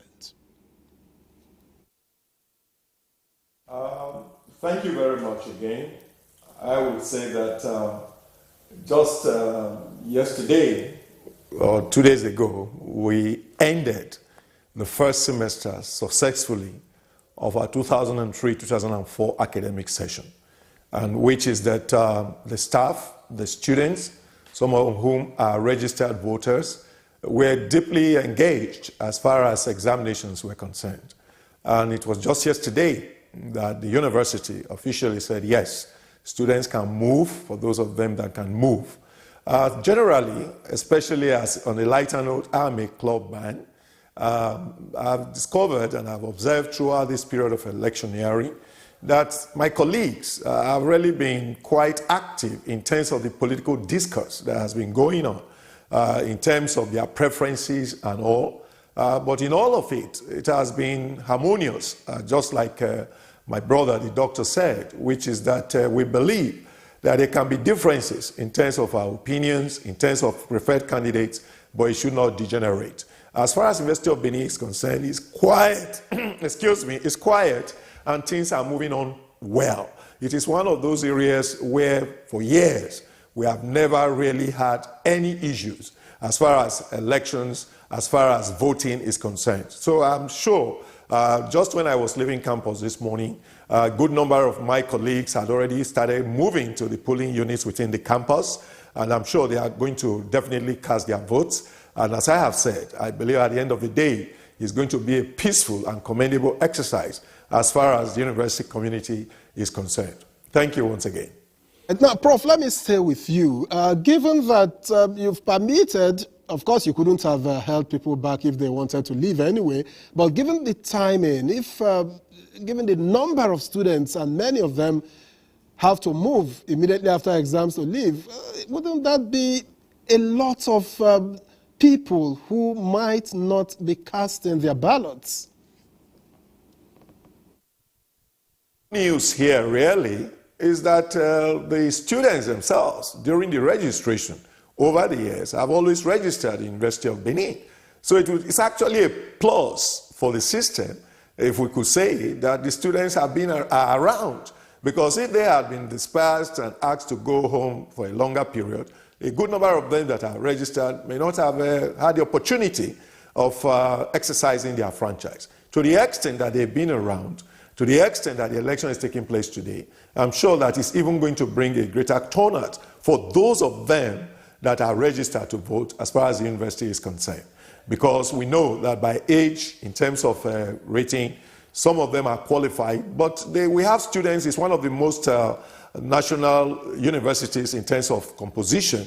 We have people from the north, from the east, from the west that are our students, but it's possible they registered in their different locations. And today, as it has been already observed, it's an off-season election, and which is that no voting is going on in Anambra, no voting is going on in Delta. So if you are a Delta student in University of Benin, if you registered in Benin, then you'll be able to exercise your franchise, since the university was still running until some 1 or 2 days ago. So to that extent, I think it's actually a plus rather than being a negative in terms of the possible turnout and the exercise of the franchise by those that are registered to vote already. And you mentioned you were with us in Benin. You also have to take note of the fact that because of the students' population, despite the very great efforts that the university has been making to provide accommodation for students on campus, we have a very active off-campus accommodation for students as well. So they not necessarily must travel to go and exercise their franchise. I believe that being within the university itself will give them the opportunity to exercise their votes. Ekosodi, for example, is a community where we have so many students that are resident. UBT is close to us. We have polling units there. There are many students also at Osasogi and other locations. And if the opportunity comes, I'm sure those of them that are registered will be given the opportunity to exercise their franchise. Thank you. Ragbe, thank you very much. I was just battling with the thought that if you've been on campus for quite some time and you finish exams, if you think that you don't have a dog in the fight, you might want to say, let me go home and see my parents and see family, because you've been away for quite some time. I don't know if this is a thought, Ahmed Sajo. Well, naturally, some students may be challenged going to their local governments, even within Edo State. If they finished their exams late yesterday and could not get a vehicle, today there is no movement. But I think what the professor is saying is also, very valid. That if some of these students are from other states, they may not have necessarily registered to vote in Edo State. They may have registered in their own states, and in their states there is no election today because this is an off-season election. So they lose very little. The only thing is that if they had prepared to end their exams yesterday and travel today, they cannot travel today because of obvious reasons of the restrictions in movement. Generally, what we expect is that the Edo elections should not only be peaceful, but should signpost what to expect in Ondo. My brother Nick Dazan and my sister here spoke about the kind of, they don't only share borders, but they even share certain, groups that are the same. The Akoko people in Ondo and the Akoko Edo people in Edo State are the same people. So they are actually, whatever happens in Ondo today will to a large extent determine what to expect in Ondo. And like I said, so far, what we're seeing in the most populous voting areas is that there is a level of orderliness and INEC had also opened shop early enough. We're sure of that. And so we're expecting that this election would be very, very good. And we'll continue to appeal to the political class. Political class must understand that winning election is not a do-or-die affair. It's a natural phenomenon. If you have sold your candidate very well, and if your candidate has the popularity and what it takes to win an election, you will win that election. And there are about 17 candidates. There are about 18 candidates. There are 18 candidates. So naturally there will be 17 losers. There is no argument about that, because only one person will eventually win. And so I think we should be able to, anticipate a very good election in Edo State. But I know INEC had always, enlightened media, the media outfits in particular, against releasing results that are not authorized, results that are not authentic, and results that could definitely cause confusion. We will continue to appeal to our colleagues in the media. We'll continue to appeal to citizen journalists who today feel that once you have an Android phone or you have an internet-enabled phone, you are already a journalist, you can dish out news and things like that. We are appealing to them to also exercise caution. Releasing unauthorized results could cause confusion within the system. Issuing sensational statements like, sometimes outright lies, that we so and so group of people, supervising the stuffing of ballot box in so and so location, even when you did not. And sometimes what they do is that something that happened 2 or 3 years ago is what they will go and unearth somewhere and place it and tell you it is happening right now. And because the ordinary citizen does not have the capacity for fact-checking, you take it hook, line, and sinker, and it creates a lot of confusion. So we need to put a lot of guardrails left and right to make sure that we do not derail the process by our own actions or actions of commission or omissions. So, but by and large, I believe very sincerely that the elections are going on peacefully. We have seen Oredo and Ipoba and Auchi. These are urban centers, and we hope that our colleagues out there, NTA, will also go to the rural areas and give us a feel of what is happening outside of the city centers, so that we would be able to have a proper... Okay. Of course, the ideal thing is that it takes a longer time.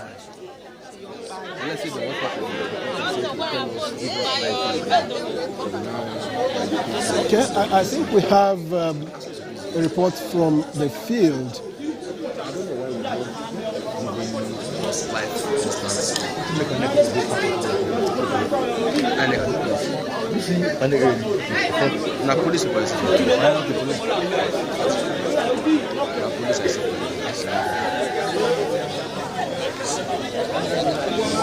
This is getting too long.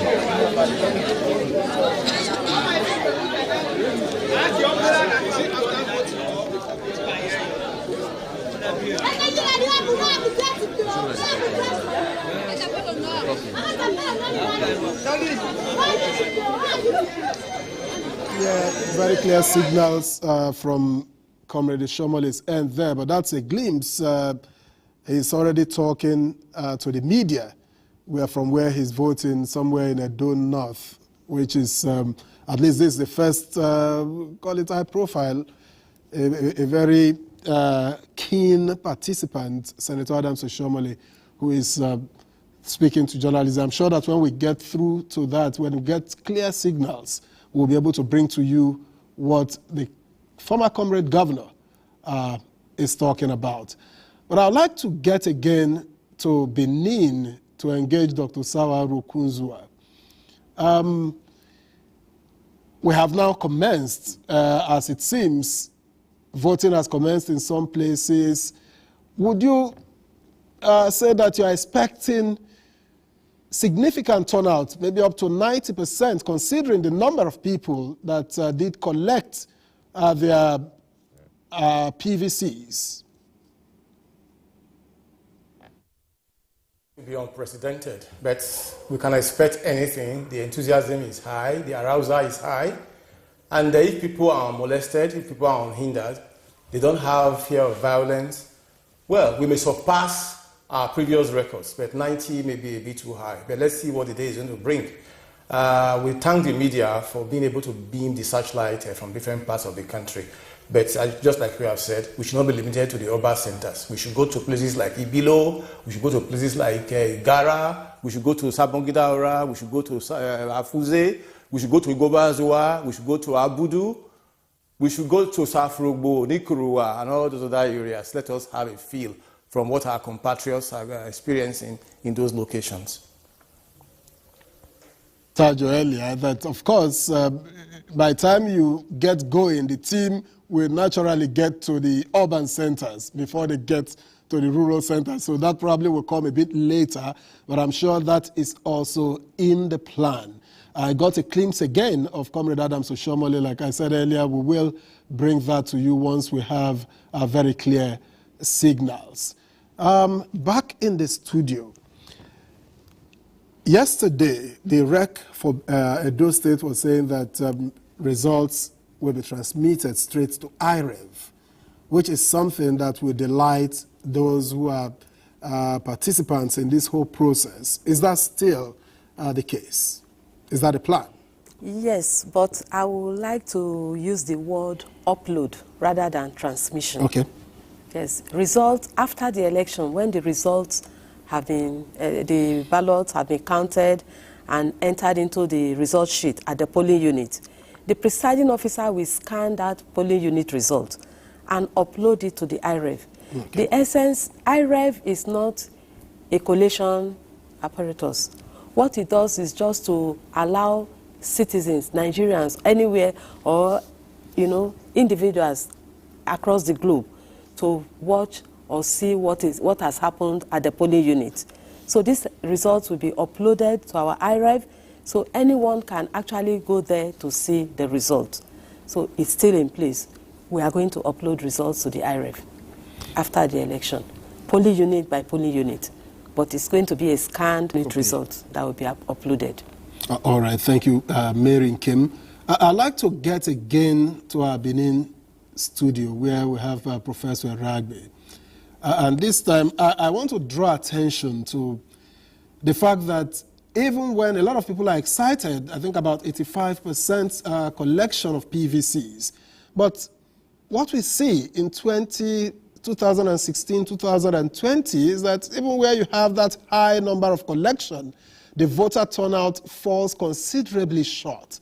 What can this be attributed to?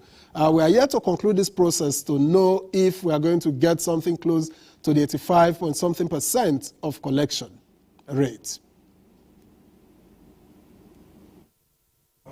Thank you again. Just by way of clarification on my earlier submission concerning the university, it is actually that examinations ended for some students on Monday, but the last of them was on Thursday, and yesterday was when the university officially ended the first semester. So it wasn't that examinations were held yesterday at all. All exams had ended earlier on.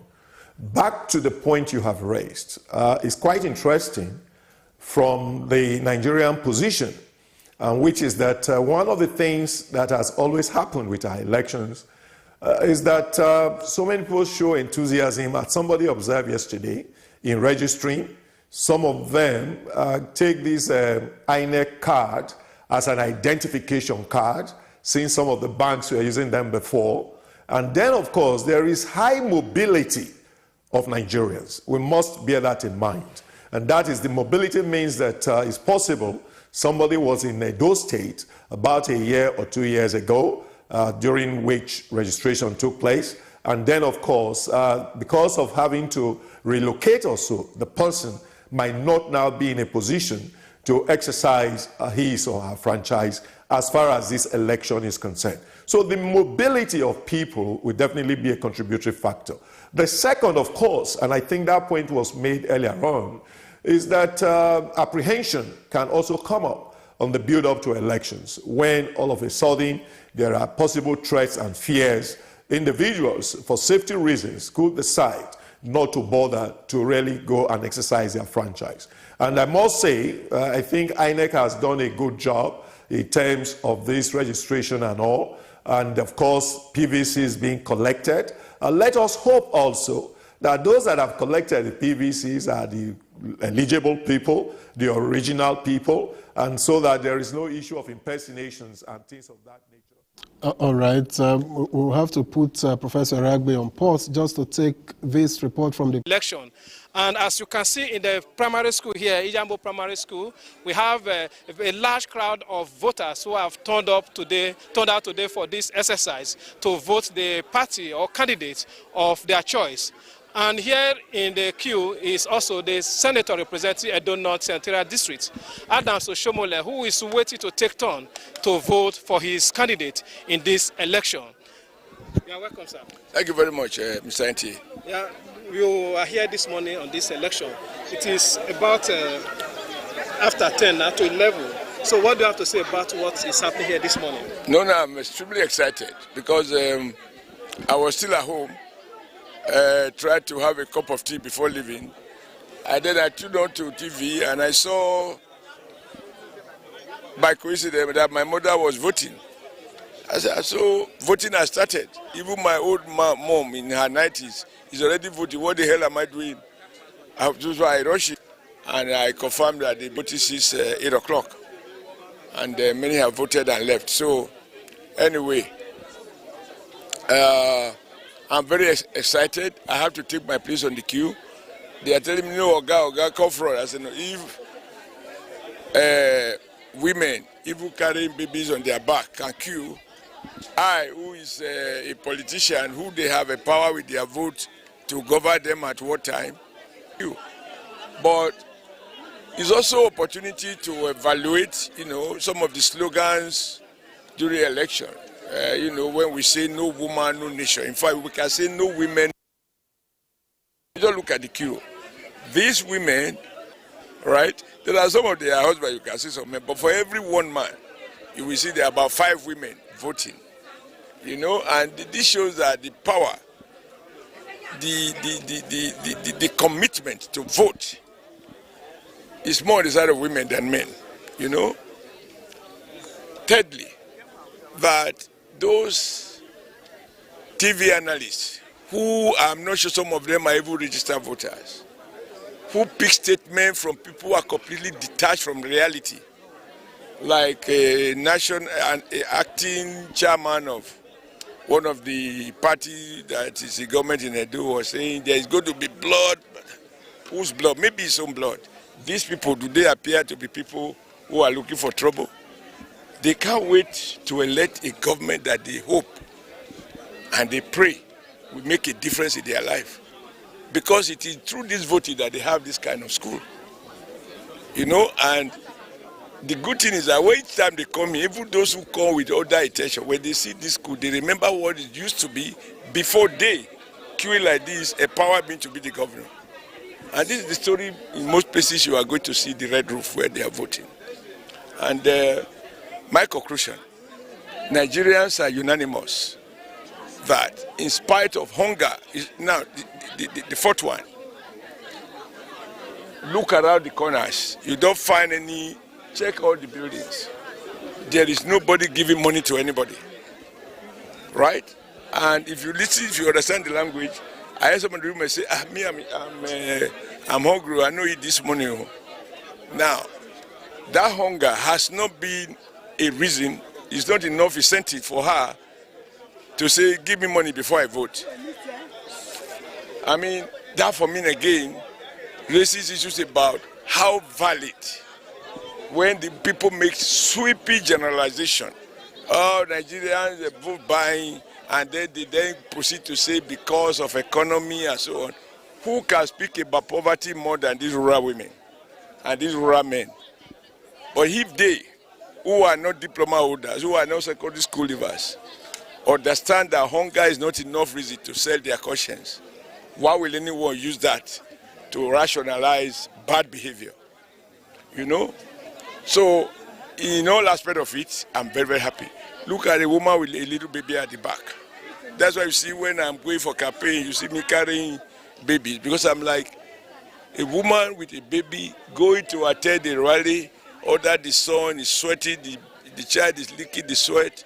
I'm like, I could have just, maybe this is the way I was being carried when I was young. So every aspect of it, I'm very happy. And however, what is the implication for me?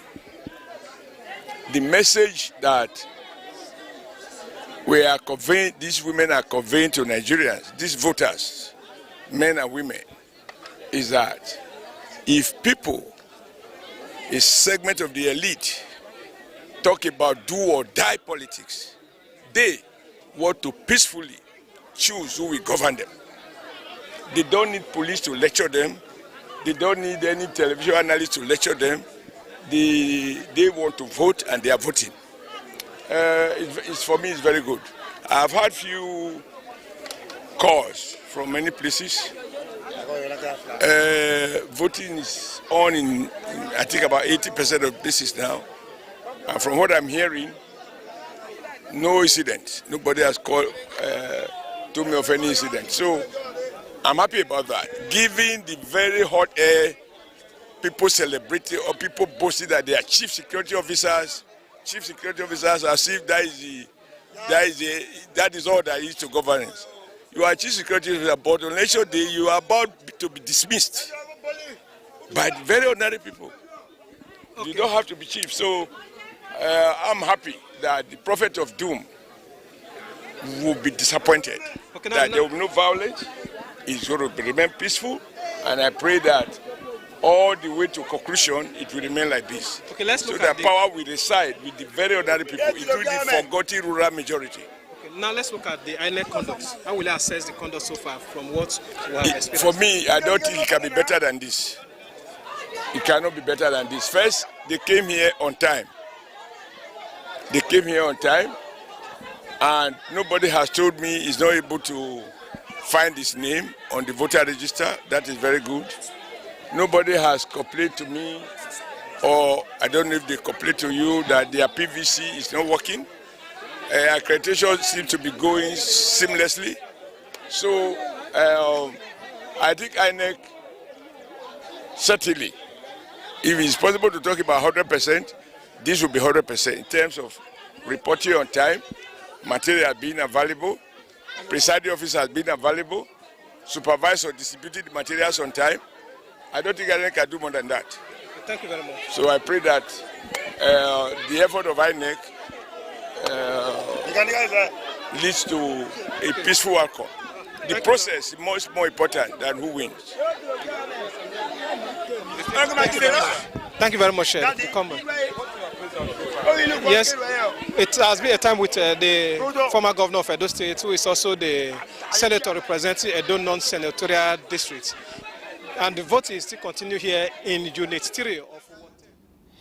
All right, voting is continuing at the Unit 3 of Iyamo Ward 10, where the former governor and incumbent senator representing Edo North, Adams Oshomole, is ready to vote. Now, let me get back here in the studio. Nick, he talked about it was basically paying tribute to women and the power of women. So why does it seem, in Edo State, for instance, I think it's only one woman who is a candidate of a party. Okay, let me put you on hold. I understand that the Labour Party candidate has been spotted somewhere, so that we can get a sense of what he feels or his reading of the process so far. That's Olumide Akpata.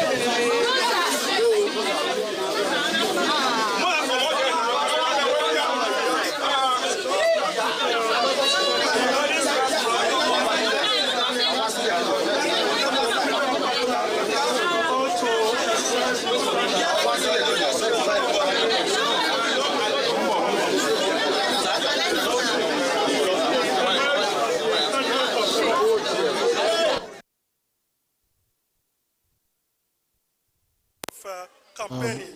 So today is the D-Day, and he's here to cast his ballot at Oredo Ward 6 voting center located at the premises of Edo State Ministry of Education in Yaro, Benin City. He's at the voting cubicle now, about to slot in his ballot paper in the ballot box. That's Olumide Akpata, Labour Party candidate.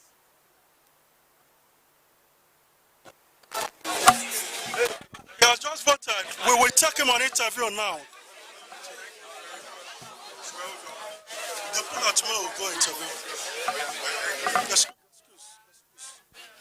Excuse.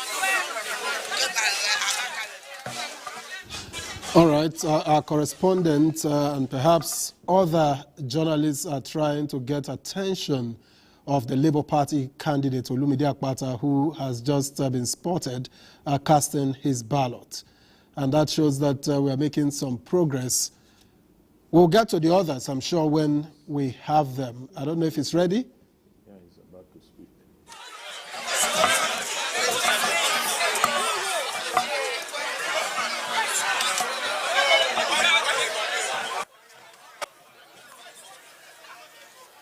Good morning, everybody.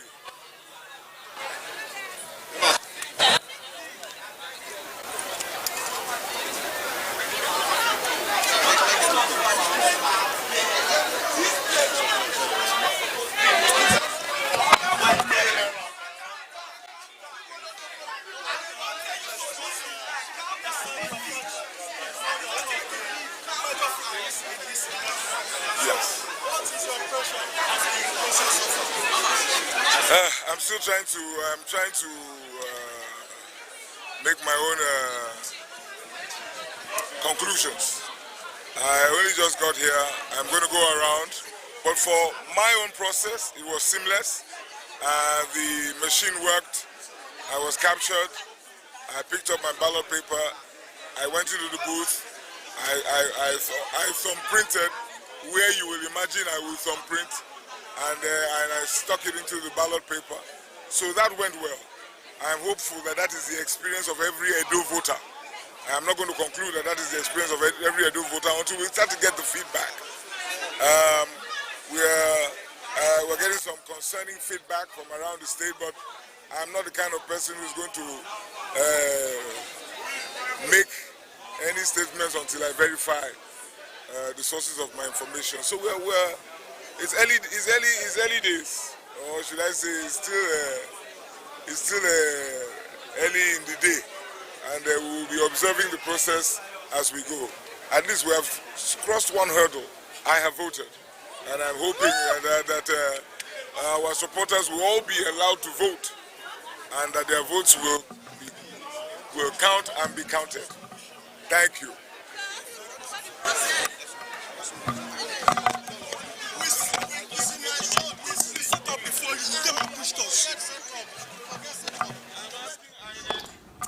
Well, you can imagine how rowdy it is when a lot of journalists are trying to get the attention of particularly a candidate in the ongoing elections in Edo State. You can imagine why it is that rowdy, so it is expected when you are in the field. Everybody wants to get a piece of the action.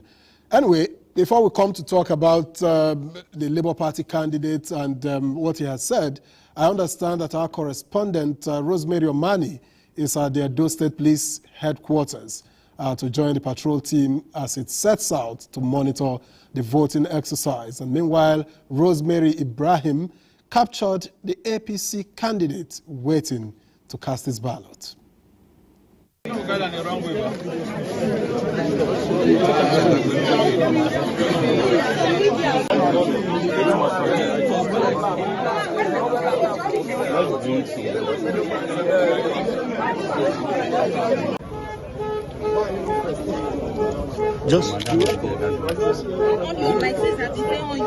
Hello, please, I want to get him, like, want to pass him to the studio. We are doing live. No, that interview, no.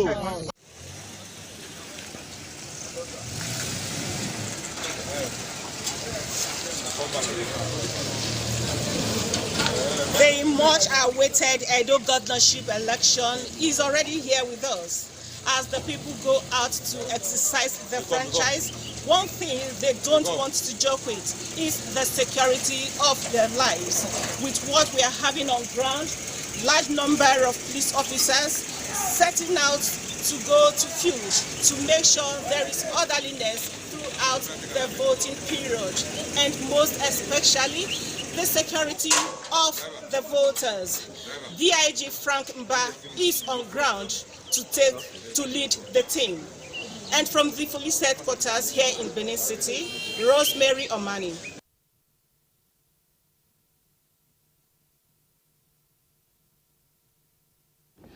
Thank you very much, Rosemary Omani, for that report.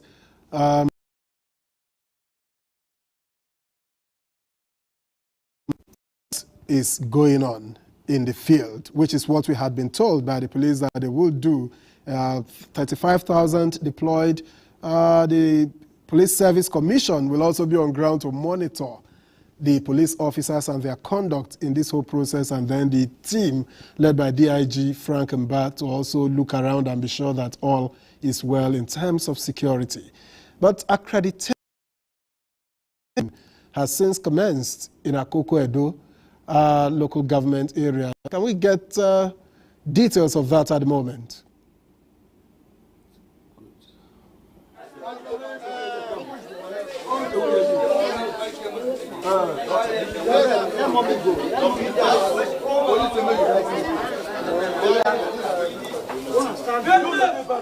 Good.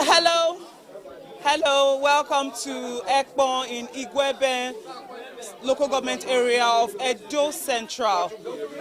It has been raining all day, and this has not undermined the process, as eligible voters in this ward, although it is very small, with just 289 registered voters here in this ward 11 in Ekpon, in the Igwebe local government area. The security agents, they are here, and we also have party agents here in this ward, and they have been monitoring the process. And when I spoke to them earlier, they said all the election materials came on ground as scheduled, and INEC officials have been doing their job very well. I'll talk to one of them now. Your name, please? My name is Chus Onukwozo. You are the agent of which party? For APC. So how is the process going on since morning? Very successful. Unit level is very successful. It's good. There's no wahala for this unit. All right. We also have the Labour Party agent on standby. My name is Mwakego Einora Stanley. Ward 10, Unit 11. The election was very successful. It's progressing. There's no problem, no wahala. Yeah. Thank God for that, and that's our prayers. You are the agent for which party? PDP, under Ward 10, Unit 11. My name is Umoka Sunday. The election is very good. There's no problem. Both parties is cooperating. The election is moving forward. There's no problem. Thank you. Thank you very much. And there you have it. In this ward, we have more of the aged coming out here despite the rain to cast their ballot. Before we came on now, we just saw a 120-year-old man who voted successfully. He was given all the necessary assistance to cast his ballot, and he has just been assisted a few minutes away by his relative before we came on. There are other aged people on ground, but they have not been accredited to vote. They are waiting around with all the assistance that they require to cast their ballots.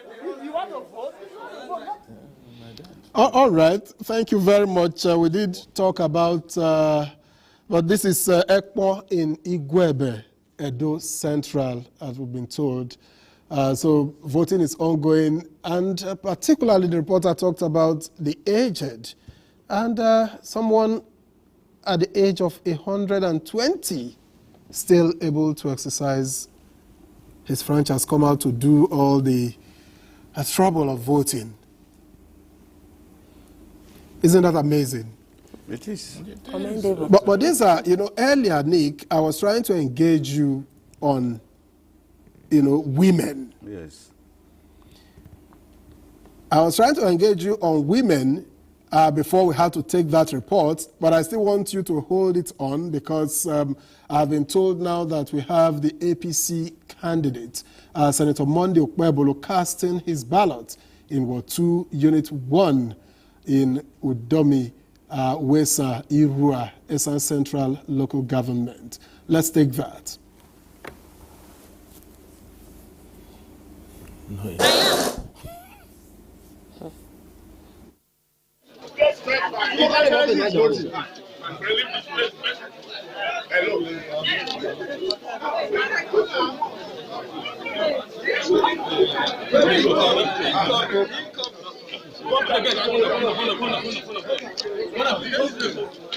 Don't show it, don't show it. It's not allowed. It's allowed. It's allowed. It's allowed.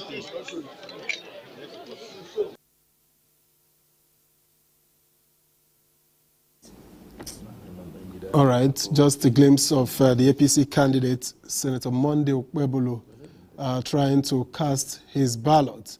If you listen to the Labour Party candidate earlier, he was saying that you can imagine where he will cast his ballot and where he will thumbprint. Okay, Awole Okolo, I understand, is somewhere and needs to share with us what's going on there.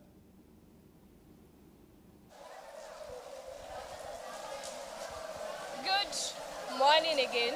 You have seen my face, you are going to see my face a lot because in my local government we have lots of polling units.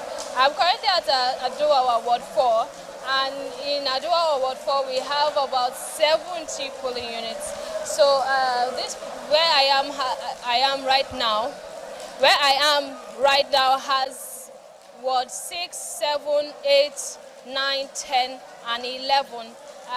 Ward 9 has about 1,318 persons voting. So voting has commenced fully. A lot of people have voted. I have a first-timer, finally see the first-timer who voted not quite long. He's standing by. Okay, let me try to get his attention. Please excuse me. Can I have your attention? Yes. So I was talking to you earlier about how it is. Please come closer so that you can you. Okay. So I was talking to you earlier about you. Okay. I was talking to you earlier about you voting for the first time, and if it aligns with what you have heard, subsequently about elections. So what's your take? Is this election like you have always heard about it? Yes. I've heard about it today is my first time to vote. So how was it for you? It's fair. What was the motivation to say, okay, I'm going to vote today? Better Edo State. You said? Better Edo State. So why did you decide to vote today? Because I want to vote for better Edo State. Thank you very much. So he said he decided to vote today because he wants a better Edo State. So, and I think it reflects the sentiment of many voters here today. They came out to cast their ballot because they want to see a better development in this state. Now, please come. Okay. Can you come here because it's quite dark because of the rains. It's a bit darker here because of the rains. We can't go under the rain, so we are under a place that's making it quite dark. So, well done, sir. Thank you for staying because you voted a while back. Thank you for staying because I saw you voted a while back. Yes, How was the process for you? The process is very fine, but I love the process. No noise, nothing like that. Everywhere calm. Okay, so did you need any assistive device? Yes, because I have sight problem. My daughter assists me to vote. Okay, so how was the device for you? Did you find it easy? Yes, we thank God. It's okay. So how would you recommend this election compared to previous ones that you have voted in? I love this one past the previous one when I voted because I need a better Edo State. That's why I come up today to vote for my own candidate. So what's your name? Obose Joseph. Okay. So Mr. Joseph found it easy to navigate the system here.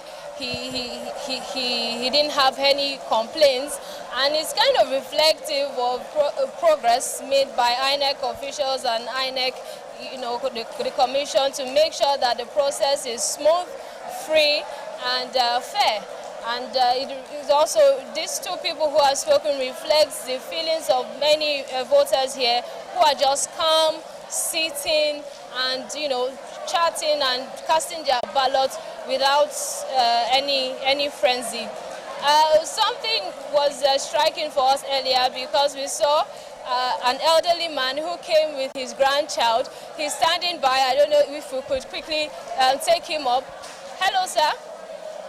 He would just walk towards us right now. He came with his grandson, and it kind of reflects also how peaceful the area is. We have security personnel around, and for him, he felt that it would be good to impact on his younger child the importance of voting.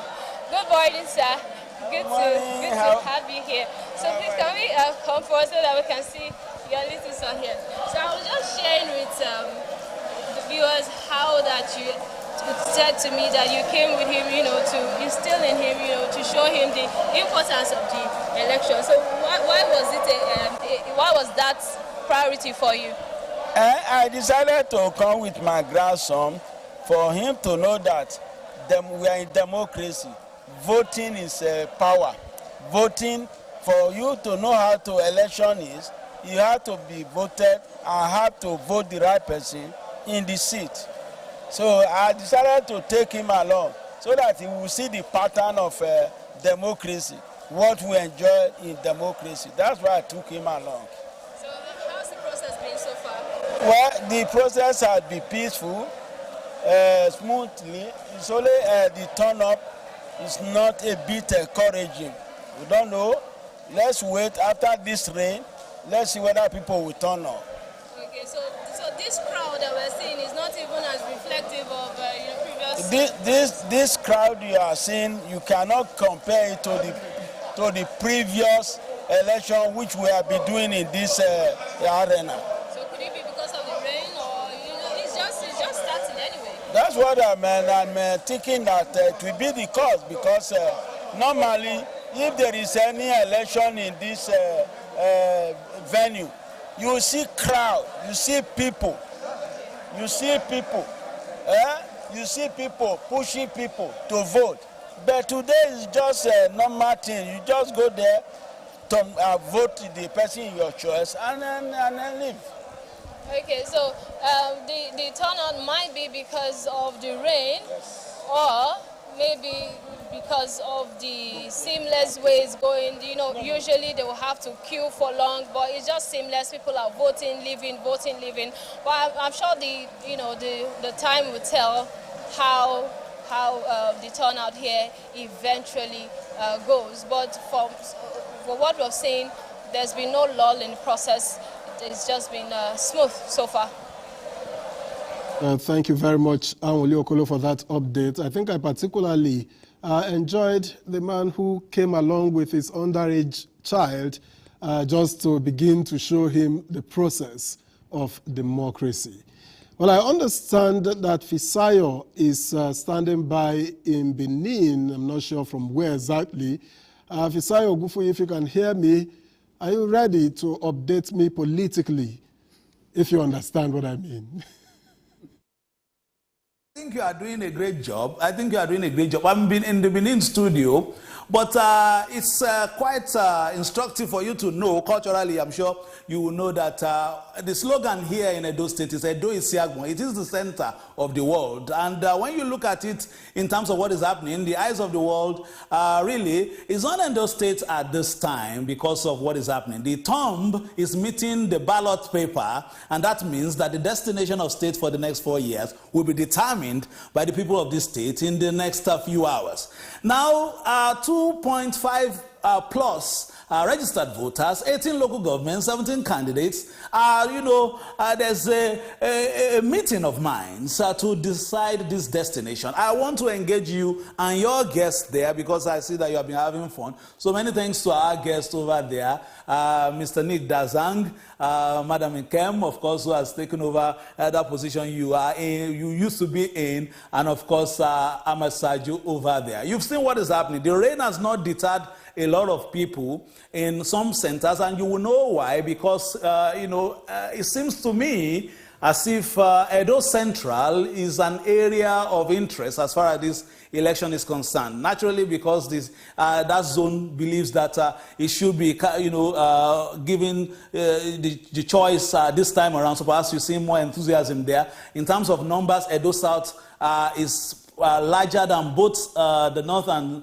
Central put together, the Edo-speaking side of the state. But when you look at all what has happened so far in terms of men and logistics, it seems as if from the reports we are hearing and getting from our reporters on the field, everything is going as smooth sail as possible. As we heard from the senator representing Edo North and former governor of Edo State, Adams Oshiomhole, in his area, which used to be a little bit harder to access than other parts of Edo State. I'm talking about the hilly places of Somorika. Election materials have moved from Auchi to get to those points. Places like Ilushi, bordering the banks of River Niger, election materials have gotten to those places. Places where you need to take a boat across to get to like Agenebode. Election materials have gotten to those places, so we should give INEC kudos for that logistically. Now it gets to the communion between the voters and those who have put their names on the ballot. And that's where we are now. Have they been able to sensitize the people enough? Are the people willing to come out and exercise their ballot? As the weather been a little bit discouraging, we'll get to know that, of course, as you have seen in some of those reports. So let me put the first pointer to Mr. Nick, the first poser to Mr. Nick Dagzang. You've seen so many elections, especially off-season elections. In terms of Edo State, it's just one state. When you look at it, perhaps in terms of the features of the elections, the attributes of the elections. Mr. Nick, what will you be looking out for now? Perhaps that the electoral body, the umpire, would perhaps want to bring on board in Akure and Ondo State later on in this cycle. What will you be looking out for in terms of the features of this election and what the election management body should be thinking about, perhaps in terms of best practices, perhaps in terms of areas that might need an upgrade? I will be looking at logistics. Given the fact that Edo and Ondo states have similar terrains, but the terrain in Ondo is even more challenging than the one in Edo State. And if I'm looking at how to conduct an election that is superior to even this, I will now look at how I will use this particular template, improve on it, and deploy it for the conduct of the Ondo governorship election. Thankfully, like I had said earlier on, this particular commission has conducted 2 governorship elections in the 2 states and is conducting the 3rd one. So it has a lot of experience in terms of conducting these elections as stand-alone elections. And the beauty of it is, even though in a stand-alone election, other forces, I call them forces of evil, can be accumulated and deployed to frustrate the population. You also have the advantage of having resources in large number to deploy. You have more security agencies, you have more INEC staff, both ad hoc, permanent, and senior officers to supervise the conduct of the election, and so on and so forth. So these are things that the Commission should do in Ondo. And it did that in the last dispensation in 2020. And in spite of the challenges, these boats must leave very early so that they are not compelled to speed or overspeed. And INEC has been using that. And in addition to deploying these boats on time, the Navy also accompanies the boats. They escort them. And in escorting them, they provide security. They also moderate the speed of those piloting, those captaining those boats. So these are things that INEC should factor in the conduct of Ondo. And the kind of massive mobilization in terms of publicity, in terms of engagement with stakeholders should also be replicated. Thank you for your intervention, and you have just gotten into where I would like to go. Talking about publicity, and Mrs. Mary Nkem is next to you there. She's in the saddle now. In terms of voter education, of course, a lot of people say this should be under the purview of the political parties to create awareness and perhaps preach about what is on the ballot and what people should capture the imagination of the voting public. But you have taken it upon yourself to also do that. But in some places where we get early indication of how the votes will go in terms of the sheer volume of voters, Ikobaha local government is the largest in the state. And one of our correspondents from there, Anwili Okolo, interviewed a few people who have not been so impressed by the turnout. In terms of voter education, have you done enough this time around, Ms. Mary Nkem from INEC? In terms of voter education, yeah, I would say yes. We did quite a number. We did very well. We had engagement with other stakeholders. We met with a civil society organization. We engaged some of them who also assisted us in carrying out voter education process. I can tell you categorically that there is no local government area or any nook and cranny of Edo State that voter education or sensitization didn't take place. INEC, we know it's not something we can do alone. So we had to collaborate with other organizations, such as the civil society organizations, who carried out voter education even during before the CVR and even before the election. They carried out, and even our own staff. We went around, materials were produced. We had several jingles with different thematic areas. We had printed materials. We used online platforms, and social media to engage with people. So I would say we did quite well in terms of voter education. Right, some have been doing it locally as well, from the classrooms and also trying to mentor people in this process. Here with me in the studio, we have Oga Okunzowa and of course Professor Aragbe. We've just been discussing about Edo State for a long time. They are stakeholders in more ways than one. They are voters, and they have also dedicated their lives into impacting knowledge. You've seen the template that INEC has been using. But the enthusiasm of the people again has to, be a part of it must capture the imagination in terms of even the rhetoric from the parties. Have the people on the ballot been able to capture the imagination of the people to, perhaps force a deluge of people coming out to be a part of this process? Am I coming up? Yeah, I'm turning to, first of all, Mr. Aragbe. All right, thank you. I think that question was actually raised earlier today, in terms of the possible turnout, in terms of the voters.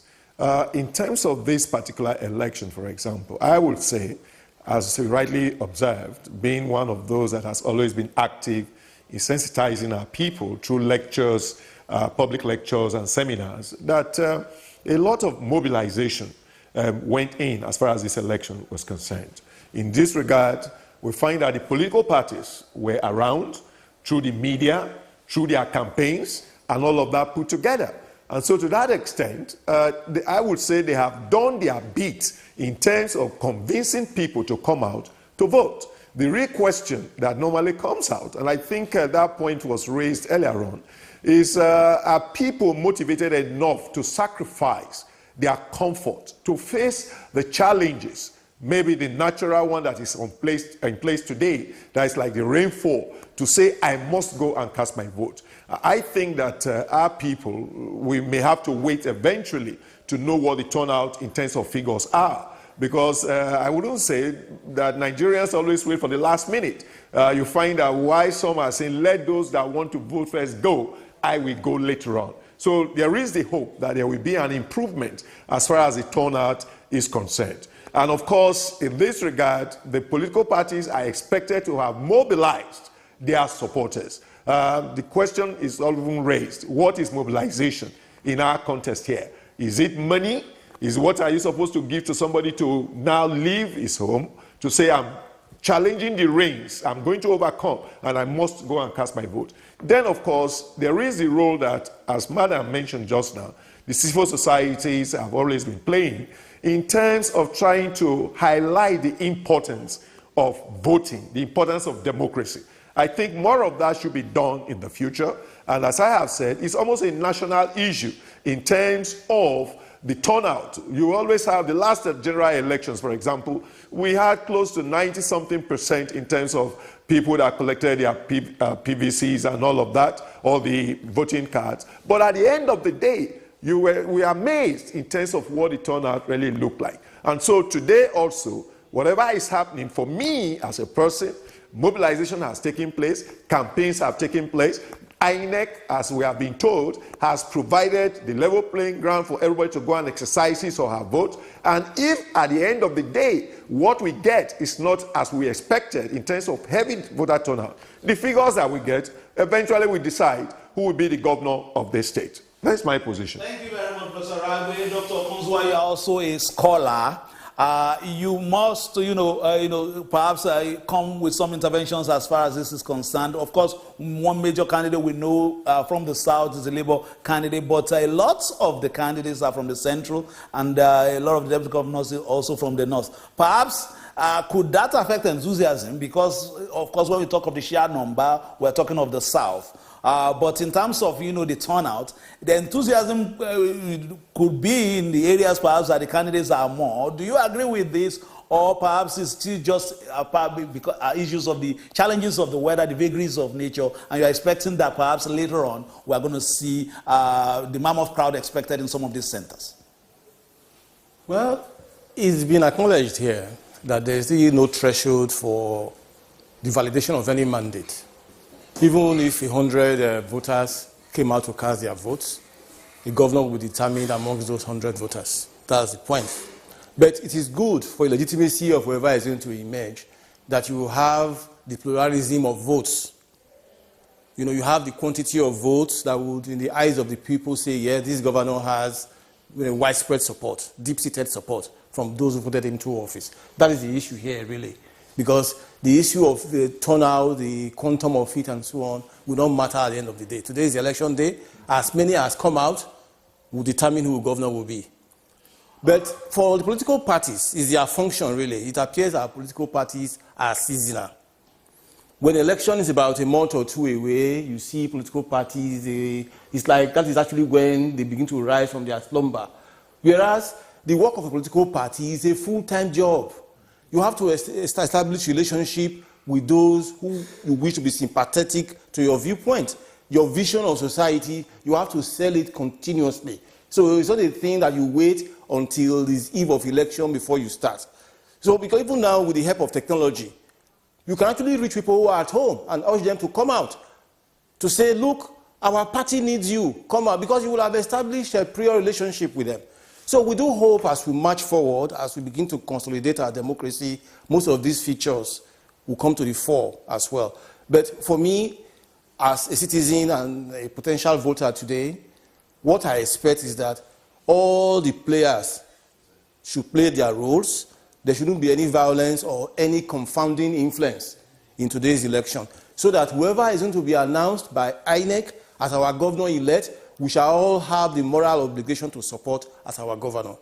All right, I'm talking about obligations, of course. Mr. Adu, you are still there. Please, I just wanted to, let you have the feel of the heartbeat of the nation. Their hearts are beating a little bit faster this time because, of course, they want to know the next governor of the state in a few short hours. But we'll come to Abuja now for the next question. Ahmed Sajo, there's elder brother there is there. He used to be a commissioner of information in a state, and has been in touch with sensitization issues over the years. Now, when you see issues like this playing out, a situation where the candidates are in the field right now, trying to vote, cast their ballots and all that, and the would-be, or let's say the supporters they were expecting are not coming in the numbers that you could be coming. What messaging should the parties be doing? And again, apart from that, could perhaps maybe, we have about 35,000 security operatives, deployed. I'm talking about the police alone. Could that be a deterrent a little bit if you see so many, some seem to be a little bit discouraged when they see so many uniforms? Could that be a factor as well? Ahmed Sajo. At INEC, when the Honorable Chairman gave us that brief, I want you to understand that I believe that there are areas where our democracy is not delivering properly. And I will tell you very honestly that if you noticed in all the polling stations that they have been showing so far, it appears there are more women coming out to vote than men. And we in our political process, in our democratic process, are not being very fair to these women. Compared to their enthusiasm and the quantum of their support for the electoral process, abandoning their domestic activities, abandoning everything, and of course, even with the threat of violence, and they know that they are the major victims of threat of violence, but they still come out. But what do we do for our women? How many of the candidates are women? How many of our women are within the political space? Even as we're discussing here, we have 4 discussants and we have 5 discussants and two presenters. Out of all of us, there's only 1 woman. This is the way we treat our women. And so, if we do not configure a system that allows some level of inclusion in our political process, we may not be rewarding people who are actually enthusiastic. And I think we need to open up more for our women to participate and to also, benefit from the electoral process the more. But in terms of security, I believe that the presence of security agents should be an encouragement for people to go out rather than a discouragement. I don't think that seeing a large number of security men out there trying to protect voters should discourage voters from coming out. Of course, it could also, mean that people will think that security men are in large numbers because they anticipate some kind of violence. But from what we are seeing so far, I think it has started on a very good note. And although I hear rhetorics from some of the politicians saying so far so good, so far so good, as if they are anticipating that it will be so far so bad later. But we pray that it ends at so far so good. But that I think we should be able to have a process that ends very well. So far, it has started very well. But the voter turnout, the man that talks about the voter turnout being lower than previous elections was also right. As we await the figures, we believe that the element, rain, may have affected voter turnout. But the fact that the professors told you that our political parties, are seasonal. In fact, our democracy itself is seasonal. We are into what some scholars say Santa Claus democracy, a democracy that just enables political leaders to go visit the electorates during cycles of elections. give them gifts like Father Christmas will come on Christmas Day to give you gift and go away. And after that, they all go into hibernation and waiting for the next cycle of election. And I think that is not the best way to consolidate on democracy, as we always say. I think democracy should be able to enable us have political parties that will be active throughout the season, that will be contesting the space for relevance, for understanding of their points of view, whether there are elections coming up or not, so that when the time comes for elections, people are sufficiently mobilized, sensitized, and enthusiastic enough to go out and vote. So far, so good, and let it end in so far, so good. There should never be a so far, so bad. Thank you very much.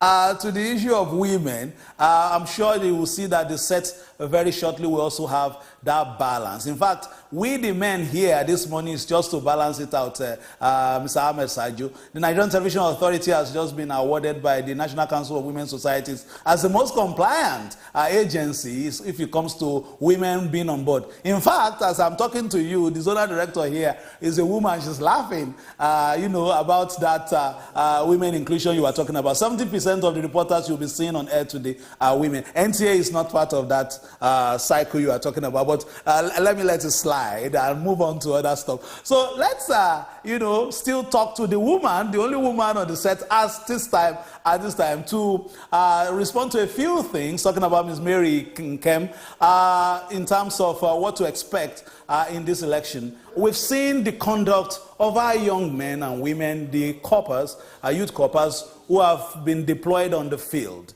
Training has been done, of course, and we're seeing how it's going seamlessly. Are you impressed in terms of the conduct of the exercise so far from your ad hoc staff? Has been given and indications from reporters on the field so far? And what are your expectations in terms of even when we get to the business end of this process, talking about collation and eventual collation from those centers into the local government headquarters before, of course, coming to Benin for the final business? Thank you very much. There's a popular saying that when you fail to plan, you have automatically planned to fail. The Commission has really planned to succeed in this election, to conduct a credible, peaceful election. And like you rightly said, the ad hoc staff have been well trained. I mentioned a while ago that even yesterday at the RAC, they were all given a refresher training again. And I'm so happy with the report we are getting from the field, because all the reporters, everybody that has been interviewed, have been saying that the process is working seamlessly. The beavers is functioning well. Kudos to the people who are handling them. And things are just going on smoothly. So what are my expectations? My expectations are that at the end of the day, we want to see that this election is peacefully concluded. And the collation and all other activities done conclusively, and peacefully for that matter. And that is our plans and our expectation for this election. We don't expect any chaos. We are not expecting any rancor from people. And that's why we keep saying that election is not only INEC affair. It's an affair for all stakeholders. So by the time every stakeholder plays our part, we discover that at the end of the day, we'll come out happy and, with results, good results for that matter. So those are my expectations for this election. Thank you. Victor, you have been chomping at the bit. Sorry, I've been interacting with your guests for a while, but you have to concede that Edo State is where the action is. But now, you'll be back on the steering wheel, because my reporters are chomping at the bit for you to introduce some of those reports, to still give Mrs. Mary Nkem a cheerful disposition this morning, talking about the performance of men and women on the field from INEC and, of course, other supporting agencies as far as this exercise is concerned. Victor Azu, you remember that, of course, we've gone to your area of the state in Delta State, but you pass through a land, of course, to get to that land. So, of course, you are also a man of interest as far as this election is concerned. We'll be looking at all that in the course of it. We also have another victor here covering the north. I'm sure you have interacted with him earlier in the day. So, perhaps you want to speak to some of these issues, especially introducing some of the reports we have lined up and some of our reporters that are also getting ready to give you live updates from different parts of the state. Let me just say that Edo State is unique. If you are talking about rivers, go to Gelegele, go to Ologbo. If you are talking about the mountains, you go to Somorika. If you are talking about the rice fields, you have them in Ilushi. If you are talking about border communities, you have them in Sobe. If you are talking about going towards the east, you have them in the Mbanke axis. So it's a huge state that we're covering today, and the Nigerian Television Authority, Africa's largest and finest, continues to give you the very best in pictures and actualities. Victor, back to you. All right, Fisayo Ogunfuyi, thank you very much. Well, when you return, we will compare notes regarding some of the statements you've made. But for now, I understand that the LP deputy governorship candidate, Asama Kadiri, has voted in Auchi, Ward 1, Unit 8. Let's get that report.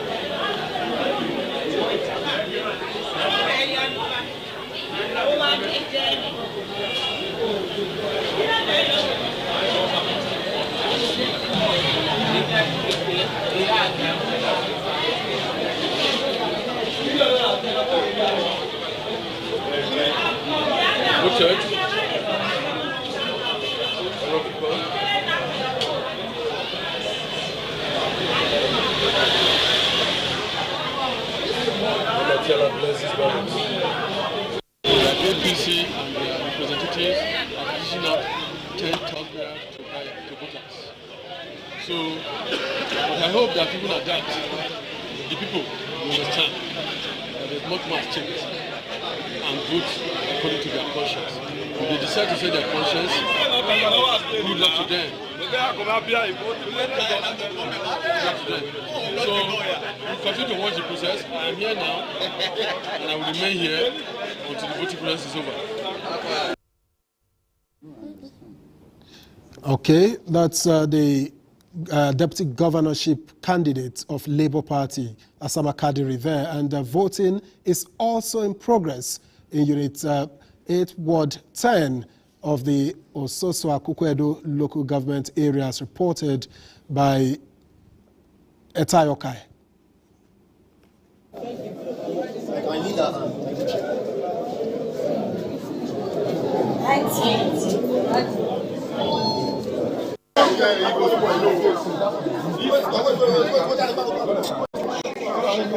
Shift small, shift small. Shift small. I don't want you to enter the shot.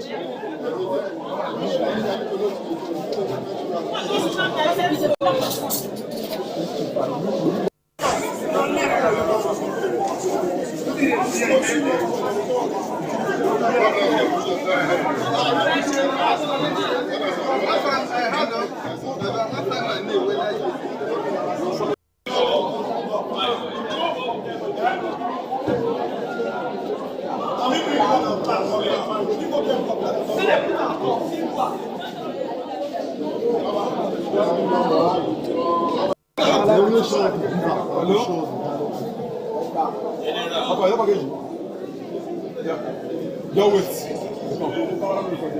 Give me 5 minutes.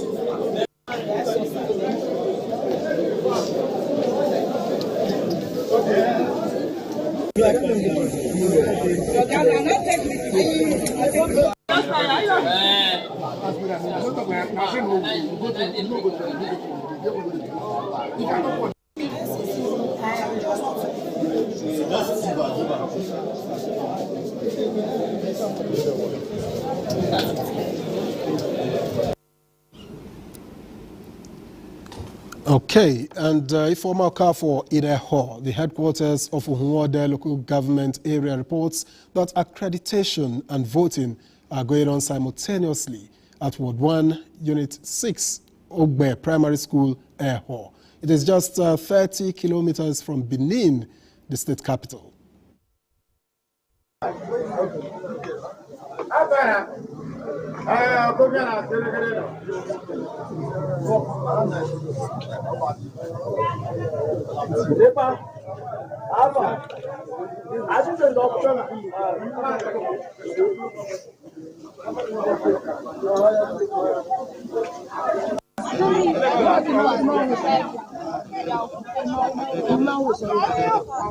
I don't come vote now. I don't vote well. Don't vote finish. I come vote for Ogbe Primary School. Nothing they happen, no trouble, no wahala. We are happy today slated to cast our civic responsibility so that we have to, the candidate of our choice, we have to perform our civic right. This is Ward 1, our ward, and this is Ogbe Primary School. Here we cast our vote. So I've gone to check my name, where my number is, so I have to cast my vote. The place is calm, there's orderliness, there's no rancor, everything are in order.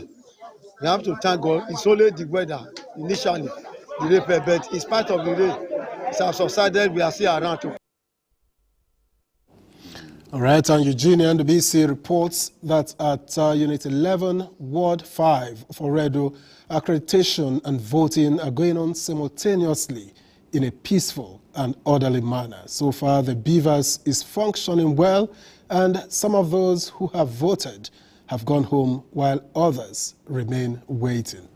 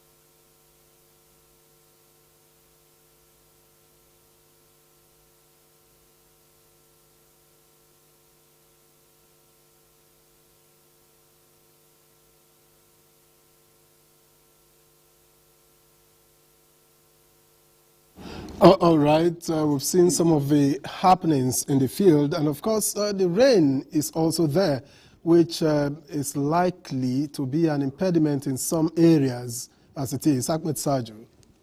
No, I think we're happy. We're happy that the atmosphere is relatively, or in fact absolutely very peaceful for now. Of course, the rains will affect the voter turnout, no doubt about it. The rains will have, but that would not also impede people coming out to vote. We've seen that there is a reasonable measure of turnout across the places where we've seen the people trying to cast their votes.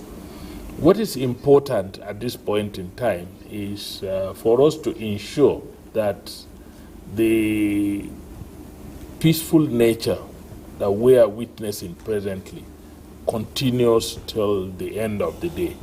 That is most important, the peaceful nature. There are two challenges to this. Ensuring that there is peace and security around the voting system, and ensuring that INEC puts up a very seamless process that is not incumbent by either failures of technology or failures of...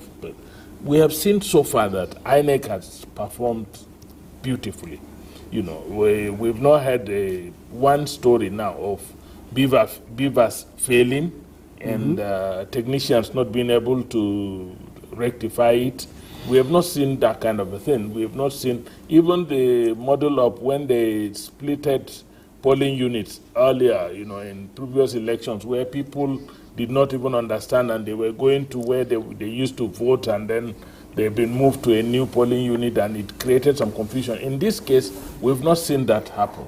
You could see that people go to the actual polling unit where they are supposed to cast their vote, and it's looking seamless. INEC has done a wonderful job, and the people are also working very peacefully. The security agencies are on top of the situation so far. We've seen the large number that came out and are monitoring the process. We don't have all of these problems, but we still await the process of counting, the upload on IRF, which is another challenge that we're going to face, not because it's a challenge per se, but because once they start uploading the results on IRF, some people will begin to use those results for mischief purposes at times, and at times, for misrepresentations.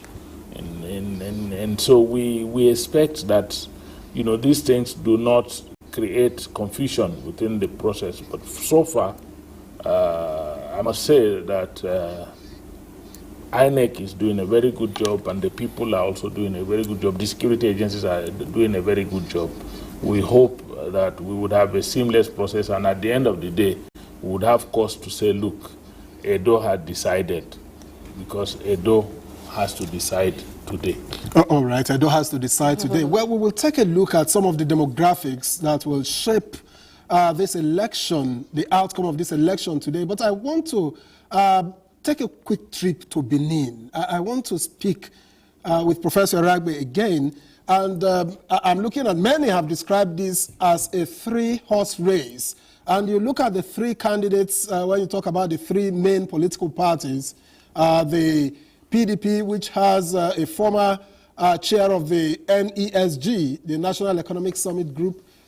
You talk about the Edo State candidate, who is a serving senator and the former NBA president, who is also one of the major candidates. I'm just wondering, does this give a sense of, how developed this democracy has become, particularly as Edo is what we are talking about today? Does it give you a sense of how developed we are getting now?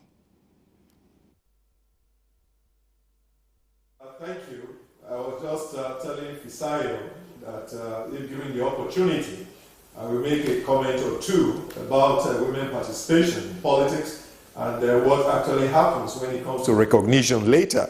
And that is because my Vice Chancellor, Professor Salami, that is our own Lillian Salami, just about a month ago put together a world conference that tried to address the issue of women breaking the ceiling in terms of making progress in different sectors. I happen to have been one of the resource persons, and one of the issues we looked at was this question of compensation, in quote, for women that obviously are always actively involved in politics. One of the unfortunate things we know is that the way politics is played in our country is one that makes it that it's not easy for women to come in terms of seeking elective positions. The way night meetings are held, traveling that is involved, potential violence and all of it make it that most times women don't come out to seek for elective positions. But one of the things that has been going on right from the time of Beijing, that is the Beijing conference, and even with our former president, Goodluck Ebele Jonathan, has been that deliberate policy to see how they talk about 35% of women are given positions in government, as it were. And I expect that anyone watching this program today, anyone watching the figures that have been coming out in terms of women participation, that women, in terms of the new cabinet that will be formed in Edo State, and all of that, will be giving greater participation as far as the system is concerned. But back to the specific question you were asking concerning the candidates that are running for this election. Yes, I think at a point we were even being told that out of the 17 candidates that had earlier on indicated their interest, that some of them had actually stopped campaigning and had endorsed one or two of the candidates, as it were. And so that is on ground. And it's obvious that in our Nigerian elections, until recently, when, of course, the Labour Party came out as a major force at the national level, it was almost always a case of the PDP as against the APC. And anyone seeking any movement in terms of progress, normally we go to those two.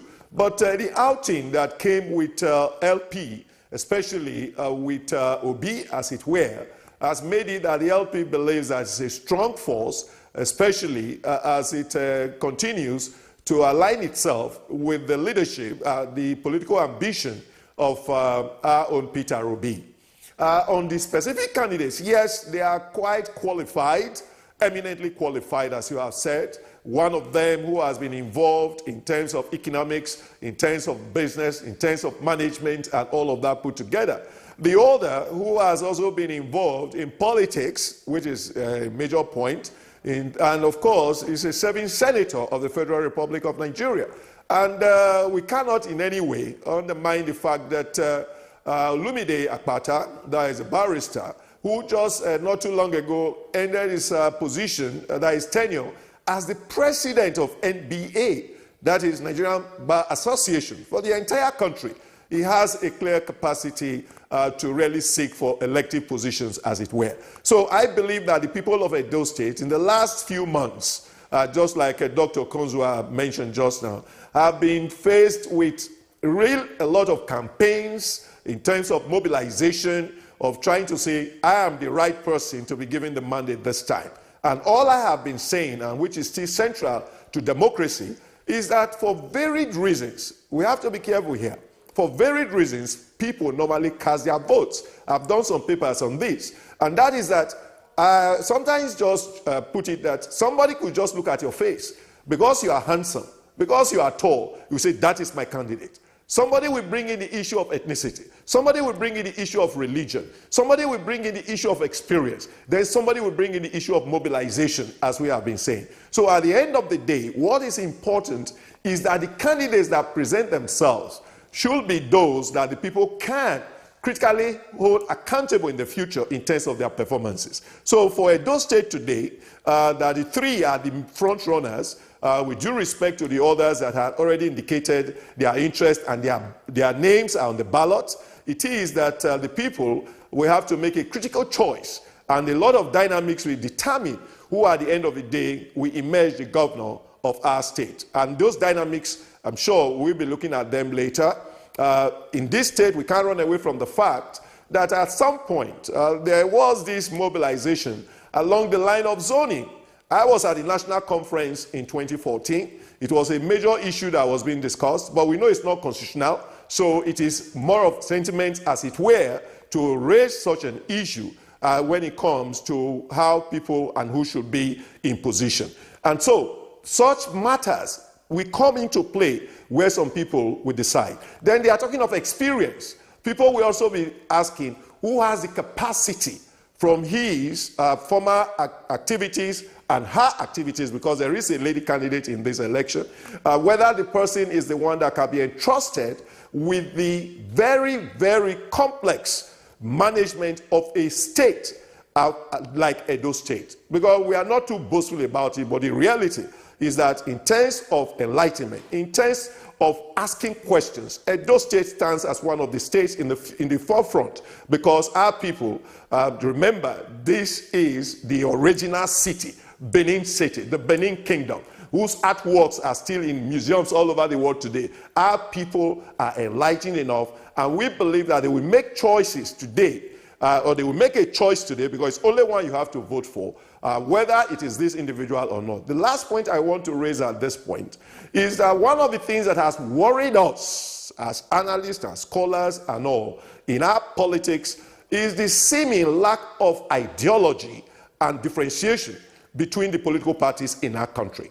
And that is that when it comes to the two major political parties today, or three of them, of course, you want to say, what is the economic kind of orientation of the APC? What is the economic kind of orientation of the PDP? What is their foreign policy like? What is their attitude to employment issues? We want to see how parties can be identified. Just like today, we say that in the Americas, in the United States, for example, you know what the Democratic Party stands for, you know what the Republican Party stands for, and people continue to remain with those parties over the years. But what have we been seeing in our country? Somebody is elected on a platform of a political party. At the end of the day, for one reason or the other, the person moves to another party, even while the mandate that was given to him, because today, if you go to our polling units, what you are going to see there is none of the names of the three candidates in question. Just let me put you on hold for a moment, because I understand that Jude Abugu is standing by at Oredo Ward 4 and Mokpai Primary School so that we get a live update from the field. Yes, it has been a rainy election day in Edo State. But the good thing is that the people are not deterred by rain. They have decided to stay back to ensure that their votes count today. Some may say that the rain is a sign of blessing. They say. Now we are at a Mokpai Primary School in Ward 4, where a lot of voters have taken shade in nearby school blocks, while others are using umbrellas to wait to be called to cast their ballots. Some who have also voted are staying back to see that the process are well conducted. One of them that have just cast his ballot, standing here with us, is Mr. Ifeanyi. He wants to tell us his experience during the period he exercised his franchise. What was it like in this voting center where you voted? Well, so far so good. The election has been seamless. The process is moving smoothly. For this particular unit, this is Ward 4 unit. I voted at Unit 19. The process took me less than 2 minutes to cast my vote. And so far so good. It has been moving smoothly. All right, thank you, Mr. Ifeanyi. We also gathered from other people. So far, there has not been any issue or incidents regarding BVAS malfunctioning. So most of them who decided not to speak to us on camera told us that their experience with the BVAS and the process of accreditation has been so wonderful. There has not been any negative complaints from them so far. That's the situation for now. Right, Jude Abugu, thank you very much for the update there at Oredo. I think it's time we should look at some of the demographics that are likely to shape the outcome of these polls. Okay, let me consult my screen at the back. Okay? Permit me to just go off. And here we have the list of candidates. Of course, 17, and INEC did, the courts ordered the inclusion of one more, which made it 18 political candidates. Okay, we are looking at, this is the last slide of the 17, the initial 17. Okay, so let's begin from here, where you have the number of PVCs collected by LGs in Edo State. You can see the total of 2,629,025, which is recorded at 100%, and then Akoko Edo with 144,000, 5.49% of the court. Esako East with 3.90, 4.06% went to Onwa East. Esako West with 7.09 share and 2.28% to Esako Central. If you look closely, you will see that the real voting power is somewhere down here, where you have Oredo with a whopping 13.59% of the total vote, and in numbers, 357,371. That's for Oredo, and Ubaha with 15%, 15.23% of the those who collected their PVCs, EGO, has 9.22%. And interestingly, you now see why the Benin axis is where you have, we did say earlier that it's going to be the battleground because that's where you have the large number, the large chunk of votes, which is why there is a lot of concentration. And that also explains why you find that there should be concentration. You have the numbers there. Would you think, Nick Dazan, that whoever wins in this place, whoever wins Benin, carries the day? Yes, I think from the figures of registered voters in the local governments, particularly in the southern senatorial zone, it's very clear that they will determine whoever wins the conduct of this off-cycle governorship election. And you could see that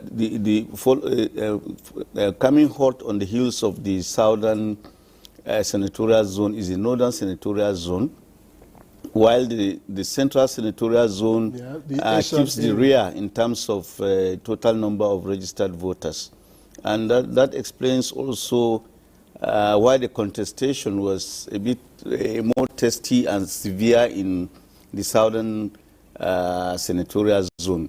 But I think also there is this sentiment, given the fact that the southern senatorial zone since 1999 had dominated the governance of the state. Indeed. You know, it had governed for 16 years, while the north had governed for 8 years, and then the only person who won from the central zone governed for just 1 year, and he was removed by the appeal court. So there is this sentiment also that there should be fairness and that allow it go around and allow it to go around. But we don't know.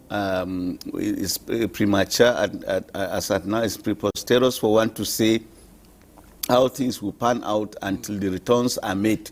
It is then we will now know clearly who carries the day. And I think this has implications, given the fact that it is a three-horse race. It will be interesting to see whether, given the requirements for governorship election, which is that a winner, in addition to scoring the highest number of votes cast in the election, must also win at least 25% of the votes in at least 2/3 of the local government areas in the state. So it also has implications for concluding the election. So like I said, it's too early for anyone to say anything. It won't be right for us to prejudge the outcome. All we need to do is to follow it up and see how things play out at the end of the day. But certainly, the local government areas in the southern senatorial zone constitute the battlefield, and they are going to a large extent determine the outcome of the conduct of the election, given the fact that we play, you know, what we have is what we call the majoritarian system, the first past the post, where one vote is crucial in determining who wins, in addition to the requirements I had mentioned earlier on.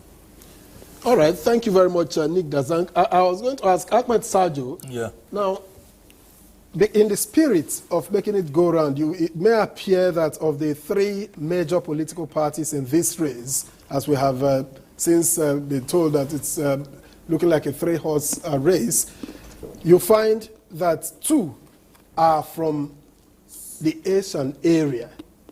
Two are from that axis. And so that makes it you know, still a battleground for them. Everybody now needs to come here. It's not as if the sentiment of who is from that area is there.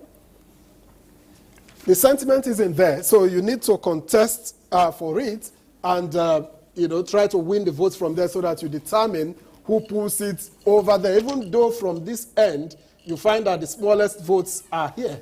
You find them around this axis where you have 4.3, 2 points, 3 points. Anyway, we'll keep talking about it, but I understand that Jude Abugu, again, is standing by where Governor Obaseki is about to cast his ballot.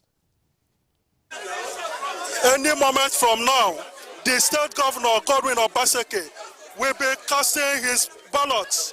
He's at Emokpai Primary School Voting Center, where he will be voting in Oredo Ward 4. The governor is going through the process of accreditation. The INEC ad hoc staff are currently attending to him. And in the next few minutes, we will see the governor thumbprinting the ballot paper and slotting it into the ballot box. Governor Obaseki is the current occupant of Osadebe Avenue, and he will be handing over to whoever that will emerge from today's exercise on November 12th. So this election is very crucial to the people of the state. So Edo State Governor Godwin Obaseki is probably having his first exercise in an election voting as a governor in Edo State. The next election that will be held in Edo State after this one, he will not be voting as a governor, but as a former governor. So it is a very historic moment for him and for the people of Edo State, as a new era will be entrenched after today's exercise. That is Governor Godwin Obaseki there, about to perform his civic duty to exercise his franchise.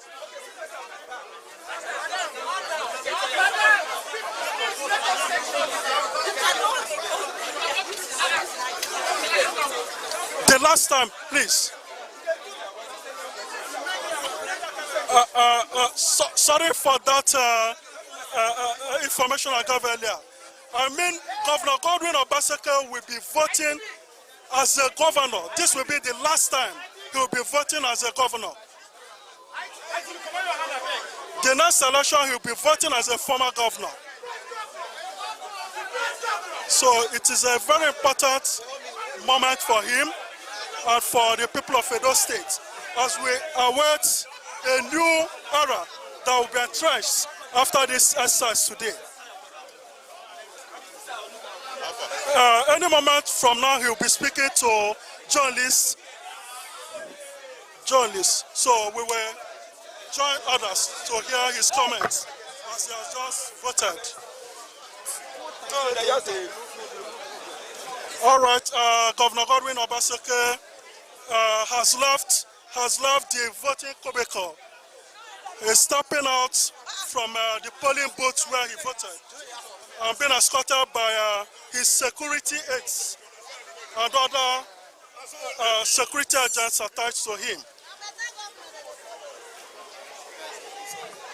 Let's see if we will speak to journalists before he leaves the premises.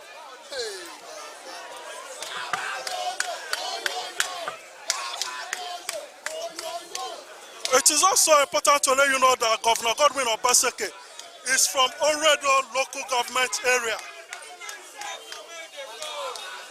Has always been voting at Emokpai Primary School Voting Center.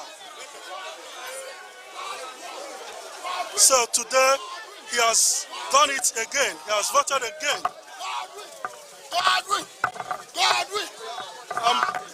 I'm afraid we may not be able to get his interview.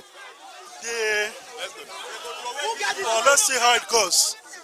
The number of cameras flying around here, microphones, is so disorganized that let's see what we can do.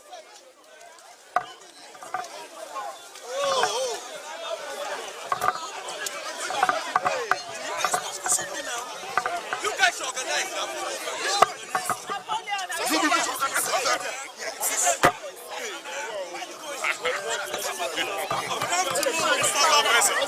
I'll bring, if people don't organize, I will bring down the rain. I'll draw rain.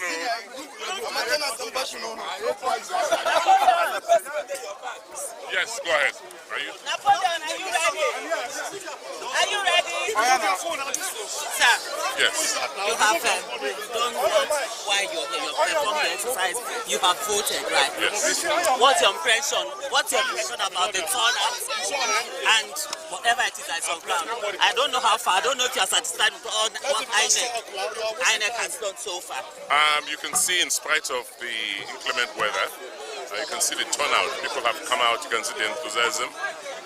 It's not midday yet, and the ballot box in my polling unit is already full. So clearly that tells you that the people are very interested because they've been mobilized. They're very interested in this election because, like we've always said, it's a significant watershed for us in Edo State. That's why I'm not surprised a lot of young people are here to come and express themselves and fulfill their civic obligations. For now, I am glad with what I see. The process in my unit has been quite smooth and efficient. I just hope that the collation process will be the same, that it will be peaceful, and that the results will be counted and there will be no disruptions. As the Chief Security Officer of the state, are you satisfied with the security presence right now? Yes, I'm glad that with the extent of the military presence in the state. As you know, right now I'm shut off. The federal security agencies have taken over the state, so I don't have any say. At this point in time, I'm not the chief security officer. I believe the IG is the chief security officer of Edo State. I understand that some politicians have been arrested around there already, and you raised some alarm over this incident. What's your take on this? This is by the military. Yes, I think they've done well. The Chief of Defense Staff came to see me and gave assurances that it's going to be on ground and it will be fully deployed. And you are seeing that deployment. And I'm glad that the military is here as a backstop.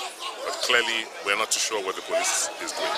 Because as I speak, there are some people who claim that they are policemen at the Ogbe polling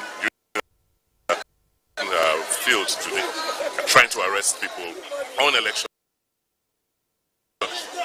So, are you getting feelers from across the state? Certainly. Yes, certainly. We are glad with the deployment of our agents.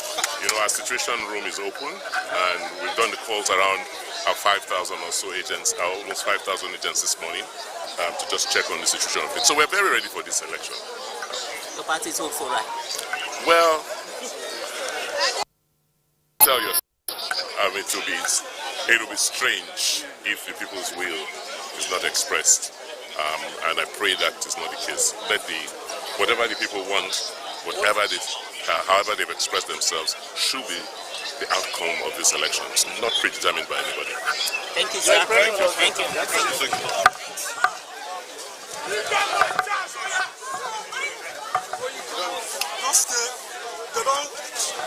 Okay, it's like, sorry. It's okay.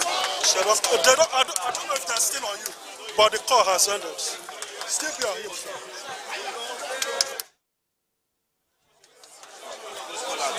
That was Governor Godwin Obaseki casting his ballot, and quite instructive. He did say that for him, the will of the people, whichever way they choose to vote, even if not for his own candidate, it doesn't matter, the will of the people should prevail. And I think that that's what INEC does want in this whole process. Mary? Of course, that's our wish, that the will of the people should prevail, because they are the ones to choose their governors.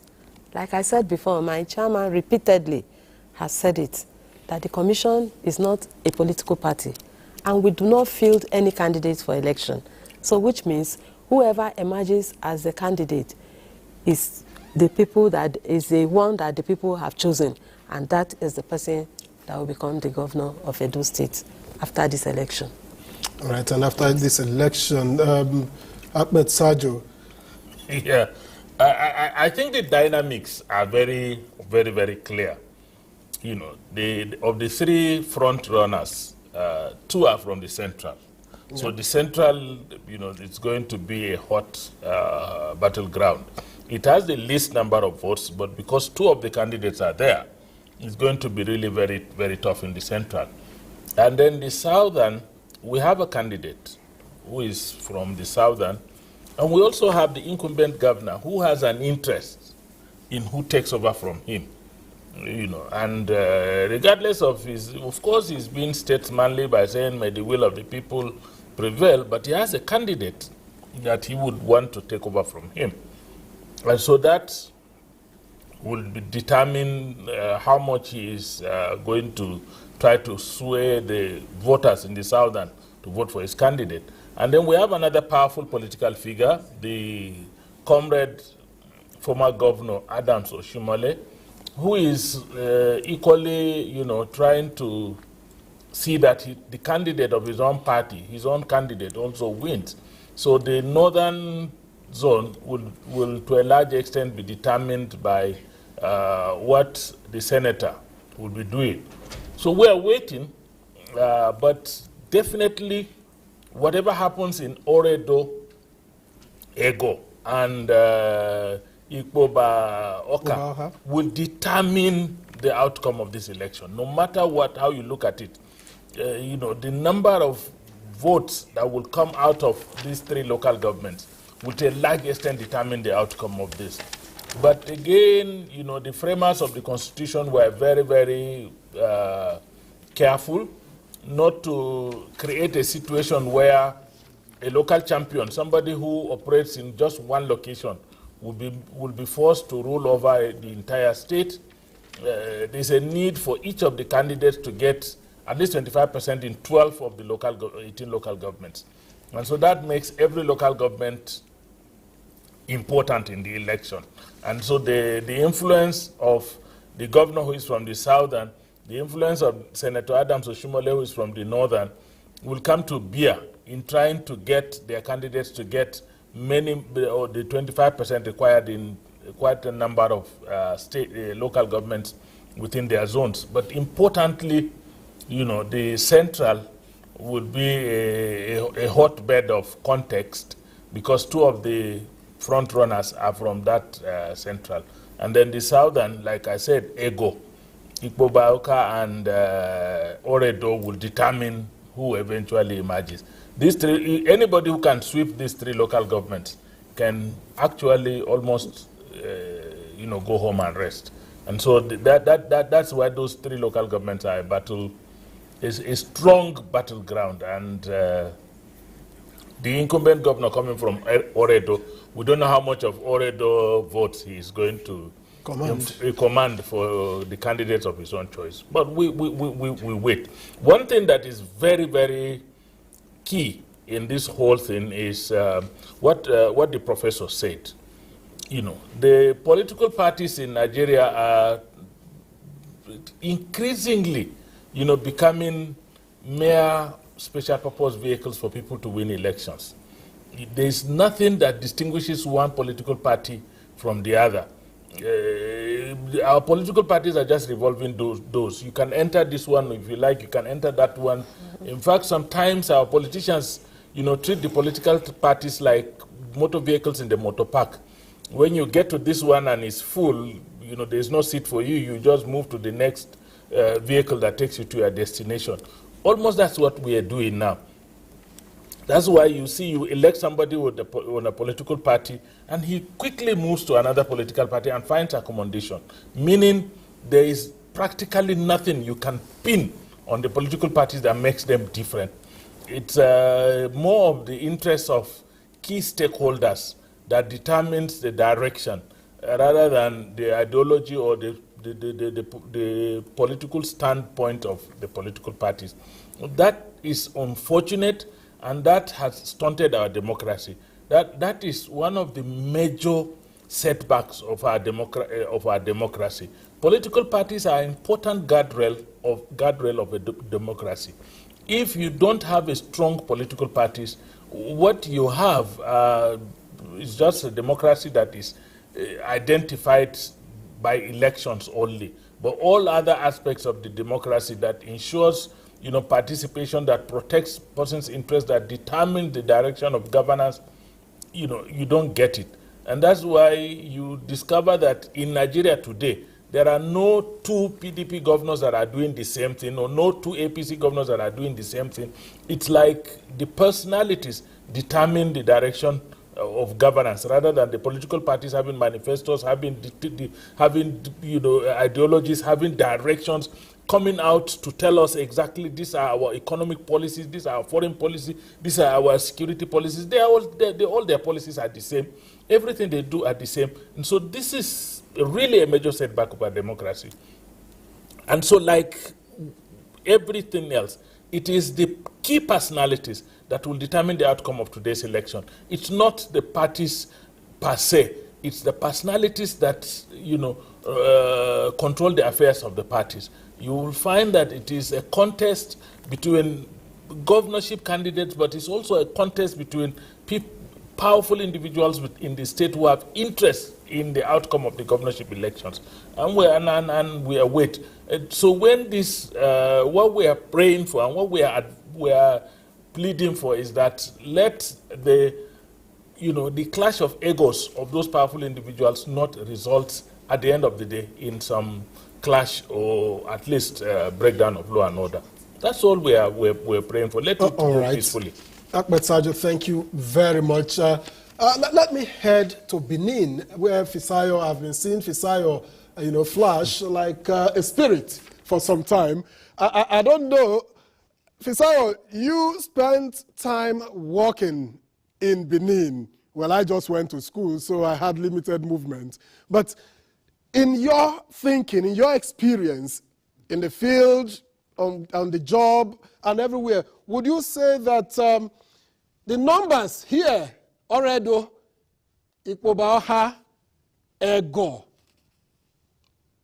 Orion is still a bit lower. Would you say that these numbers hold the aces to who becomes? The areas so mentioned, we have a pivotal role to play in determining who eventually emerges as a governor. But the point I want to raise about the peculiarity of Edo South. We'll let you learn very shortly, but we understand PDP's candidate, Aso Ighodalo, and his wife, they have participated in the exercise, and they also have a reaction. If we can get that from our reporter, Obey Otobo Presai, who left earlier in the day for Ewoyimi to give us the actualities. Extremely proud. They've taken charge. They've shown great responsibility. They've shown that they can protect their people, and I'm extremely proud. And our military, in years gone by, they've always accredited themselves with the best anywhere in the world, and I think they're going back to those days, and I'm truly proud. So all the other people that have been funny in the way they've been carrying out their duties, the military has neutralized them, and I'm so proud. So people should please just step out, come and vote. I don't see, there's no reason for us all not to come and vote. You see in our polling unit, you have more people keep coming in that have dodged the rain, they're coming in, and I'm very happy. And people are going around encouraging people to come out to vote, and that makes me very happy too. So we're not worried,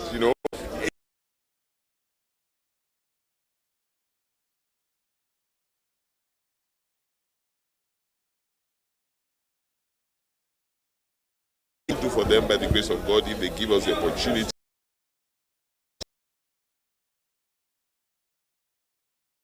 Said all over the state, enough the kind of numbers I do not from exit polls, really overwhelms me. Edo Central and Edo South. So, I don't know what magic anybody wants to perform, but Nigeria, funny things happen.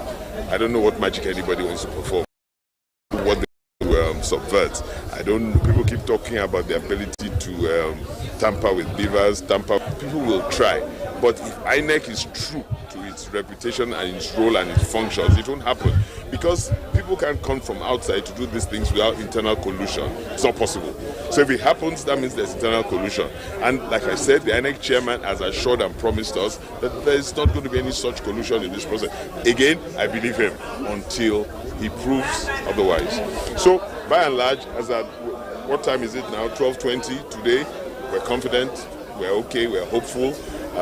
We're not happy about a few ongoings in some places, but we remain confident. If it's the election, we will win hands down. Thank you, sir. Thank you, sir. Will you be expecting that phone call? Beg your pardon, sir. Will you be expecting that phone call from your opponents if you are declared the winner? And will you make that phone call if you are not declared the winner? That's a litigator's question that you ask. But I will answer you also as a litigator myself. I used to be a litigator in my former life.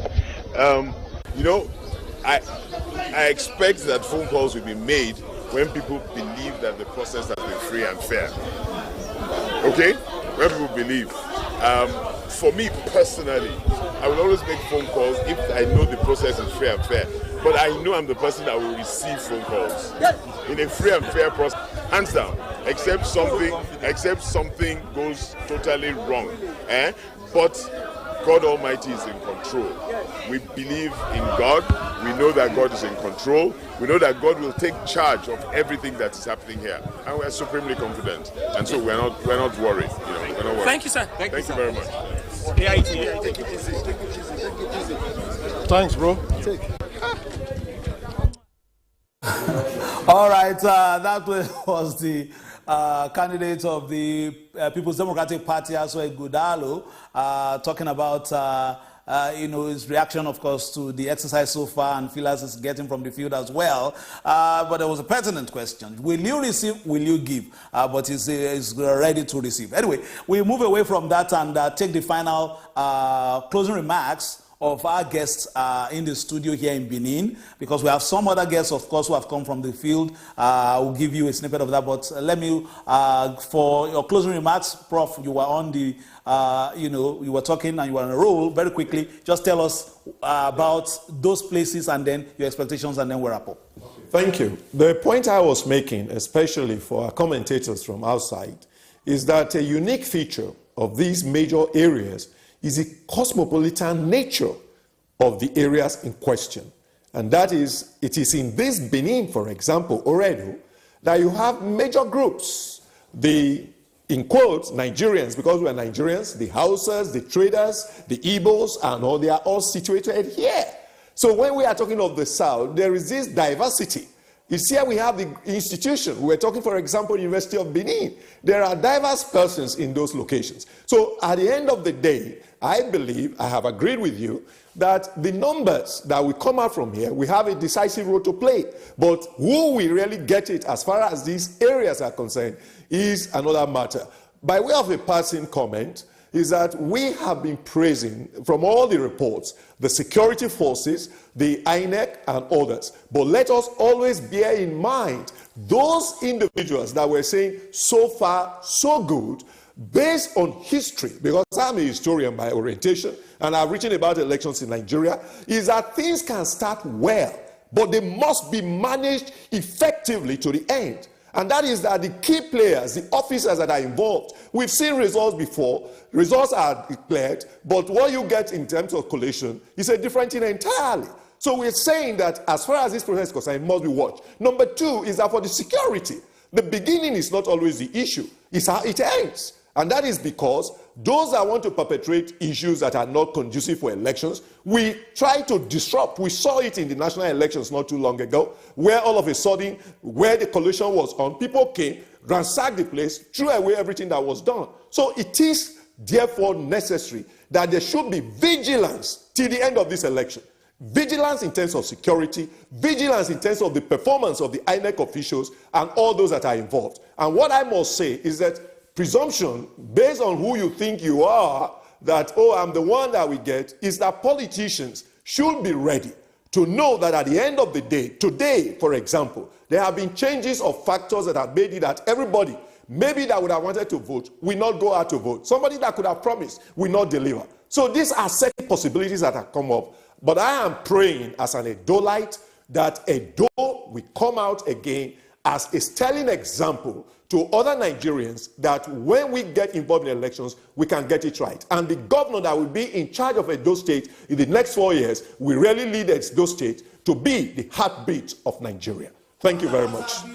Dr. Sawaru Kunzwa is here. How is yours beating this time as we wrap up? Well, my heart is beating very calmly. I believe people of Edo State have all agreed, are very civil people. If they are not provoked, there won't be any reason for them to come to the defense of anything. They will go out if they are protected, they will vote. We are expecting a new governor, we will get one. And we appreciate and welcome the focus of the entire nation on us.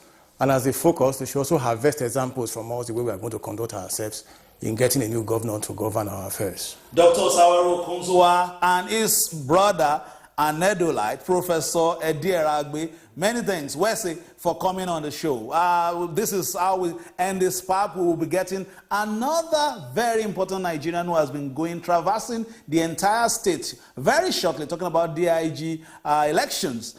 He's been going around fully kitted for this exercise. After this break, while we'll take you, of course, to Abuja, while we get him ready to speak to some of the issues raised by the candidates as far as the conduct of this exercise is concerned. Over to you, Victor. Very much, Fisayo Ogunfuyi. Well, for now, let's bring you the footage of the Speaker of the Edo State House of Assembly as he goes to cast his ballot. As I've said earlier, because of the bickering and the demonstration before the election, I told so many people that this election will be very peaceful, you know, across the country. I came here this morning to cast my votes. Everywhere is orderly, and the race of showers is making everywhere very calm. People are voting, no rancor, no bickering, and I know. Stop at that, and I know that from now to the end of the election, by 3 p.m. the election will be peaceful. Your message to your people? You know, I want to tell them to be calm and be orderly, you know, because PDP will definitely win this election. So they should not do anything that will go and jeopardize our winning. So they should be calm and be peaceful. Thank you. Where is peaceful? I've gone around before in Auchi, and everybody is coming out to vote well. So everywhere is good. And if it goes like this, I know the victory is ours. So thank God for everything. Thank God for God, for we getting awareness to come and the package is there to come out and vote well. This is my first time being able to cast my vote, and I really feel good about it. You know, being able to support, show our interest in voting for the first time. I feel cool about it, you know. All right, that was the Speaker of the Edo State House of Assembly. And Nick, I just wanted to ask, you know, we've heard many of the political gladiators, candidates and non-candidates, you know, talk to the media. You find that everybody leaves that small opening. They make their comments with some form of caveat, you know, okay, it's going on well for now. Some say, oh, that I hope it will go, you know, it will be the same to the end. I hope it will be so across the state. Why do we have this kind of doubt? Well, I think also what you ought to have noticed is that the needle has shifted. Before now, there were doubts in the minds of some of the gladiators as to whether the elections were going to be peaceful or not, or whether there was going to be a level playing field. Now there seems to be a level playing field and the elections are going on well. You can see that the rhetoric is changing. But also I think the reservations they are expressing is a healthy one. It challenges the Commission and the security agencies to sustain the momentum that they have begun at this level, at the level of the opening of polls and the elections. Because the next stage, which is the collation stage, is always the weakest in the link. If you look at what happened in 2023, most of the attacks that happened during the elections occurred at the collation centers. And the whole thing is after the contestation at the polling unit, and when perhaps their agents begin to tell them how things are trending, they begin to have second thoughts. And as a consequence of the second thoughts, they begin to contemplate disruptions of the process. And we should learn from that, and going forward, you know, in the day, make sure that the collation centers are as well secured as the polling units. In fact, they should be even more secured, since our own process is still manual, is still contingent on manual collation, even though it provides for upload of polling unit results. But it's still manual, You have to collect the results manually from after the polling units. You go to the ward, and then from the ward to the local government, and from the local government to the final collation at the state level. Now, these centers need to be well secured so that the officials, all the stakeholders and the officials involved feel free to do their job, and they should do their jobs professionally. Agents should make sure that they keep eagle eyes on what are happening at the collation centers. They should take note, and if there are anything untoward, they should also, it is their right to voice their reservations as to what they think are not going on well. Thankfully, before now, the Commission had always been open, transparent, inviting agents to monitor the process from the level of distribution of sensitive materials to the final collation. And by law, by the Electoral Act 2022 now, even at the polling unit level, the agent can insist that the presiding supervisory officer should show them the ballot papers and the result sheets as to whether they had to be imputed or not before the conduct of the elections, to make assurances, double sure that nothing untoward had been done. So the next stage after the conclusion of the election of the polling units is collation. And these collation centers are crucial in the determination of the outcome of the election. So if the politicians are giving caveats, they are giving qualified endorsements, it is understandable. But the way to go is to go with the process as it is, and to keep faith in the process that it will turn out well. And I think that so far so good. And my prayer is that at the end of the day, things will turn out well, and that the election will be a very brilliant one, and that it will be replicated subsequently. All right. Thank you very much, Nick Dazanga. As we round off this segment of conversation on Edo Decides, Mary Nkem, any words for the electorate, candidates, as the process begins to unfold? Well, my advice for the electorate, particularly those who are still at home, who have not decided whether or not they want to participate in the election, is that they should go out, the eligible ones who have their PVCs, should go out and vote for the candidate of their choice peacefully. And for the candidates and the political class, I want to also advise that they should be able to conduct themselves in a civil manner, behave well, so that at the end of the day, the success we are already recording will last till the end of the election, so that at the end we'll have a result of the election that we have conducted. And like my brother here said earlier, we have 18 candidates in this election. We need just one winner. So which means there will be 17 losers. So at the end of it, when the result is out, the candidates should just be able to accept the outcome of the result of the election. All right. Thank you very much, Mary Nkem. And Ahmed Sajo, final word in a few moments. Well, final words, very, very simple and straightforward. I'm not encouraged by the rhetorics I'm hearing from some of the key stakeholders.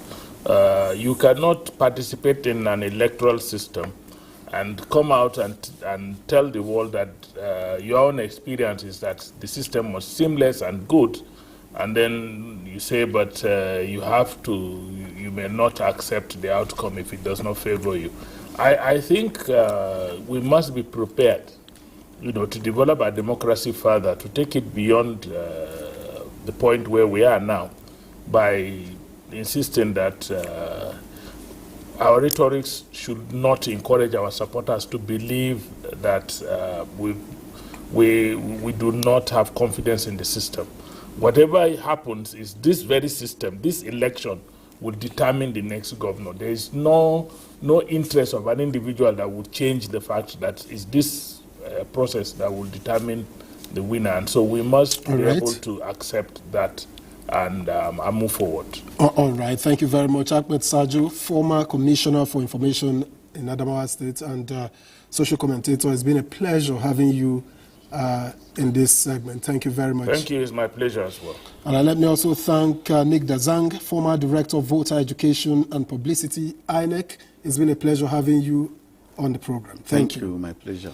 And Mary Nkem, Director of Voter Education and Publicity, INEC. Thank you for your time and thoughts. Thank you. Thank you for having me. All right, let me hand over now to Benin, where Fisayo is in waiting to take it from here. Of course, when you return to Abuja, I will no longer be here. The legend, Cyril Stober, will be in my stead. Thank you very much.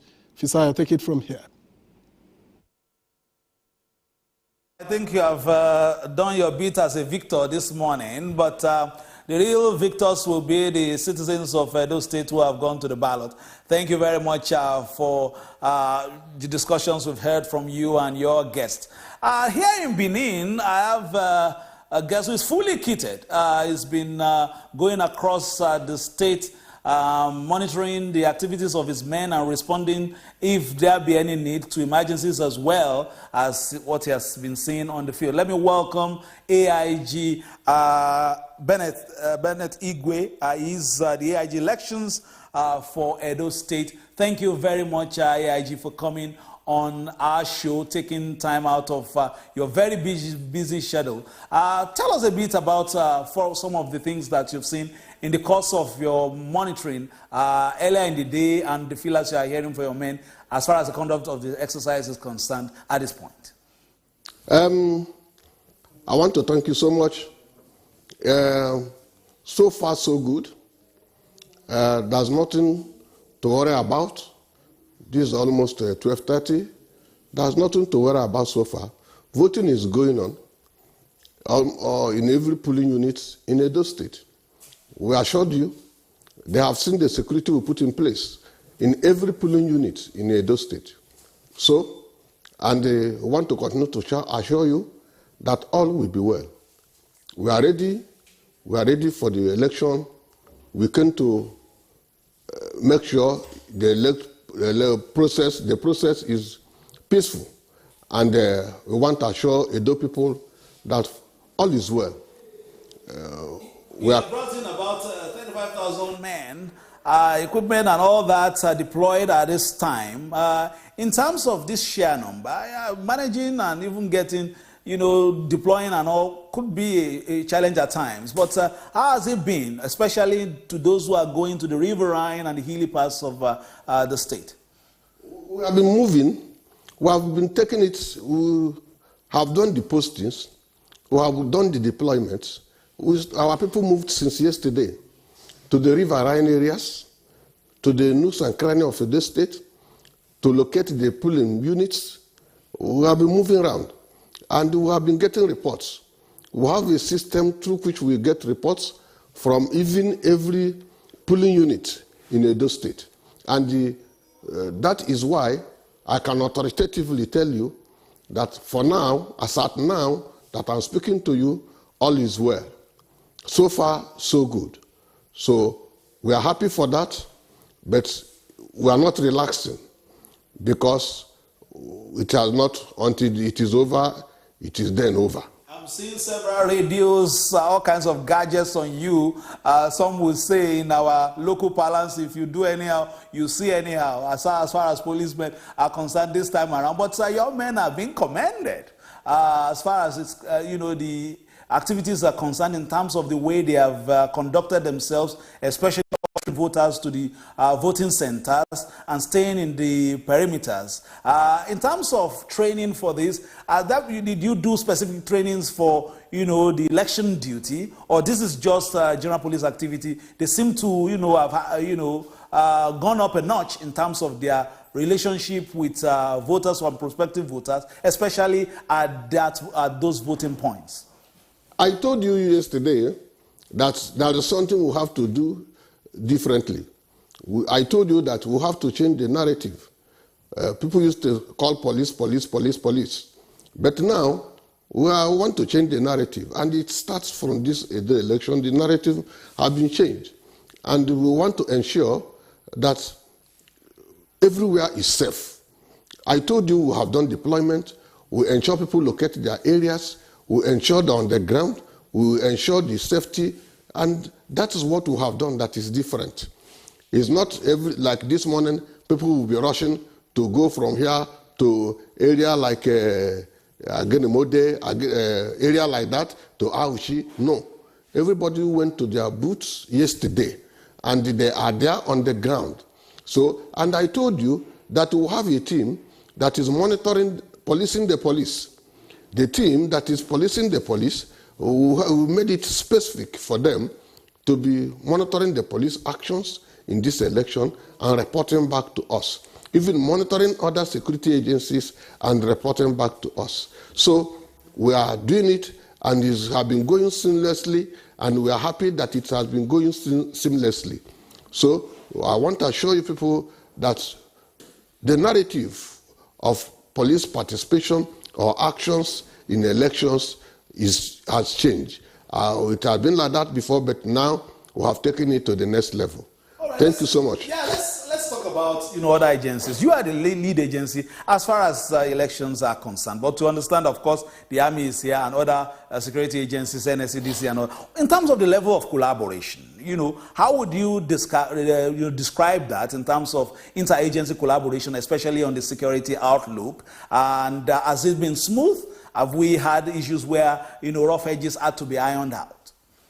There's no rough edges so far that has to be ironed out.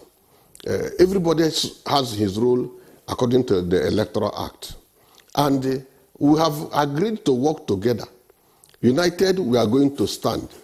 We have agreed to stand unitedly so that those elections will be free and fair, will be safe, will be peaceful. We are in the same boat with the Army, the Navy, the Air Force, the DSS, the Civil Defense, the Immigration, the Customs that are here, NDLEA, every team that is for this election, we have been working collectively to ensure safety.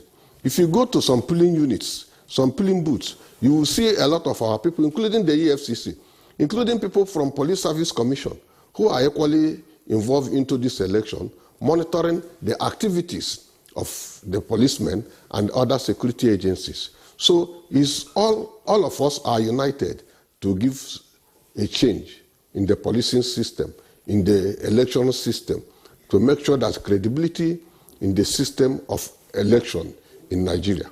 All right, in terms of, when we talk of, the physical policing, we have seen that while coming into town via the airport, we saw a number of helicopters there already for area surveillance. Are you increasing, issues of technology in terms of this process, using technology also to guide your men and also to see trouble spots and all that this time around to perhaps ease your operations as well? We have helicopters. We are here. We have been moving around. The Air Force has their own equally helicopters and jets. We are with the Navy in the riverine area with the Marine Police taking care. We are not only using helicopters, we are using other security gadgets. You have drones that we are using to monitor areas. We have a lot of intelligence equipment that we are using, which is not all of them that I will mention here. We have other things that we are using to check what is happening. And because the system now we're operating is intelligent-led, purely intelligent-led system and intelligent-led actions. That is what we have agreed to undertake. And that is why the result is showing. The time of doing mundane policing or analog policing is over. So what we are now using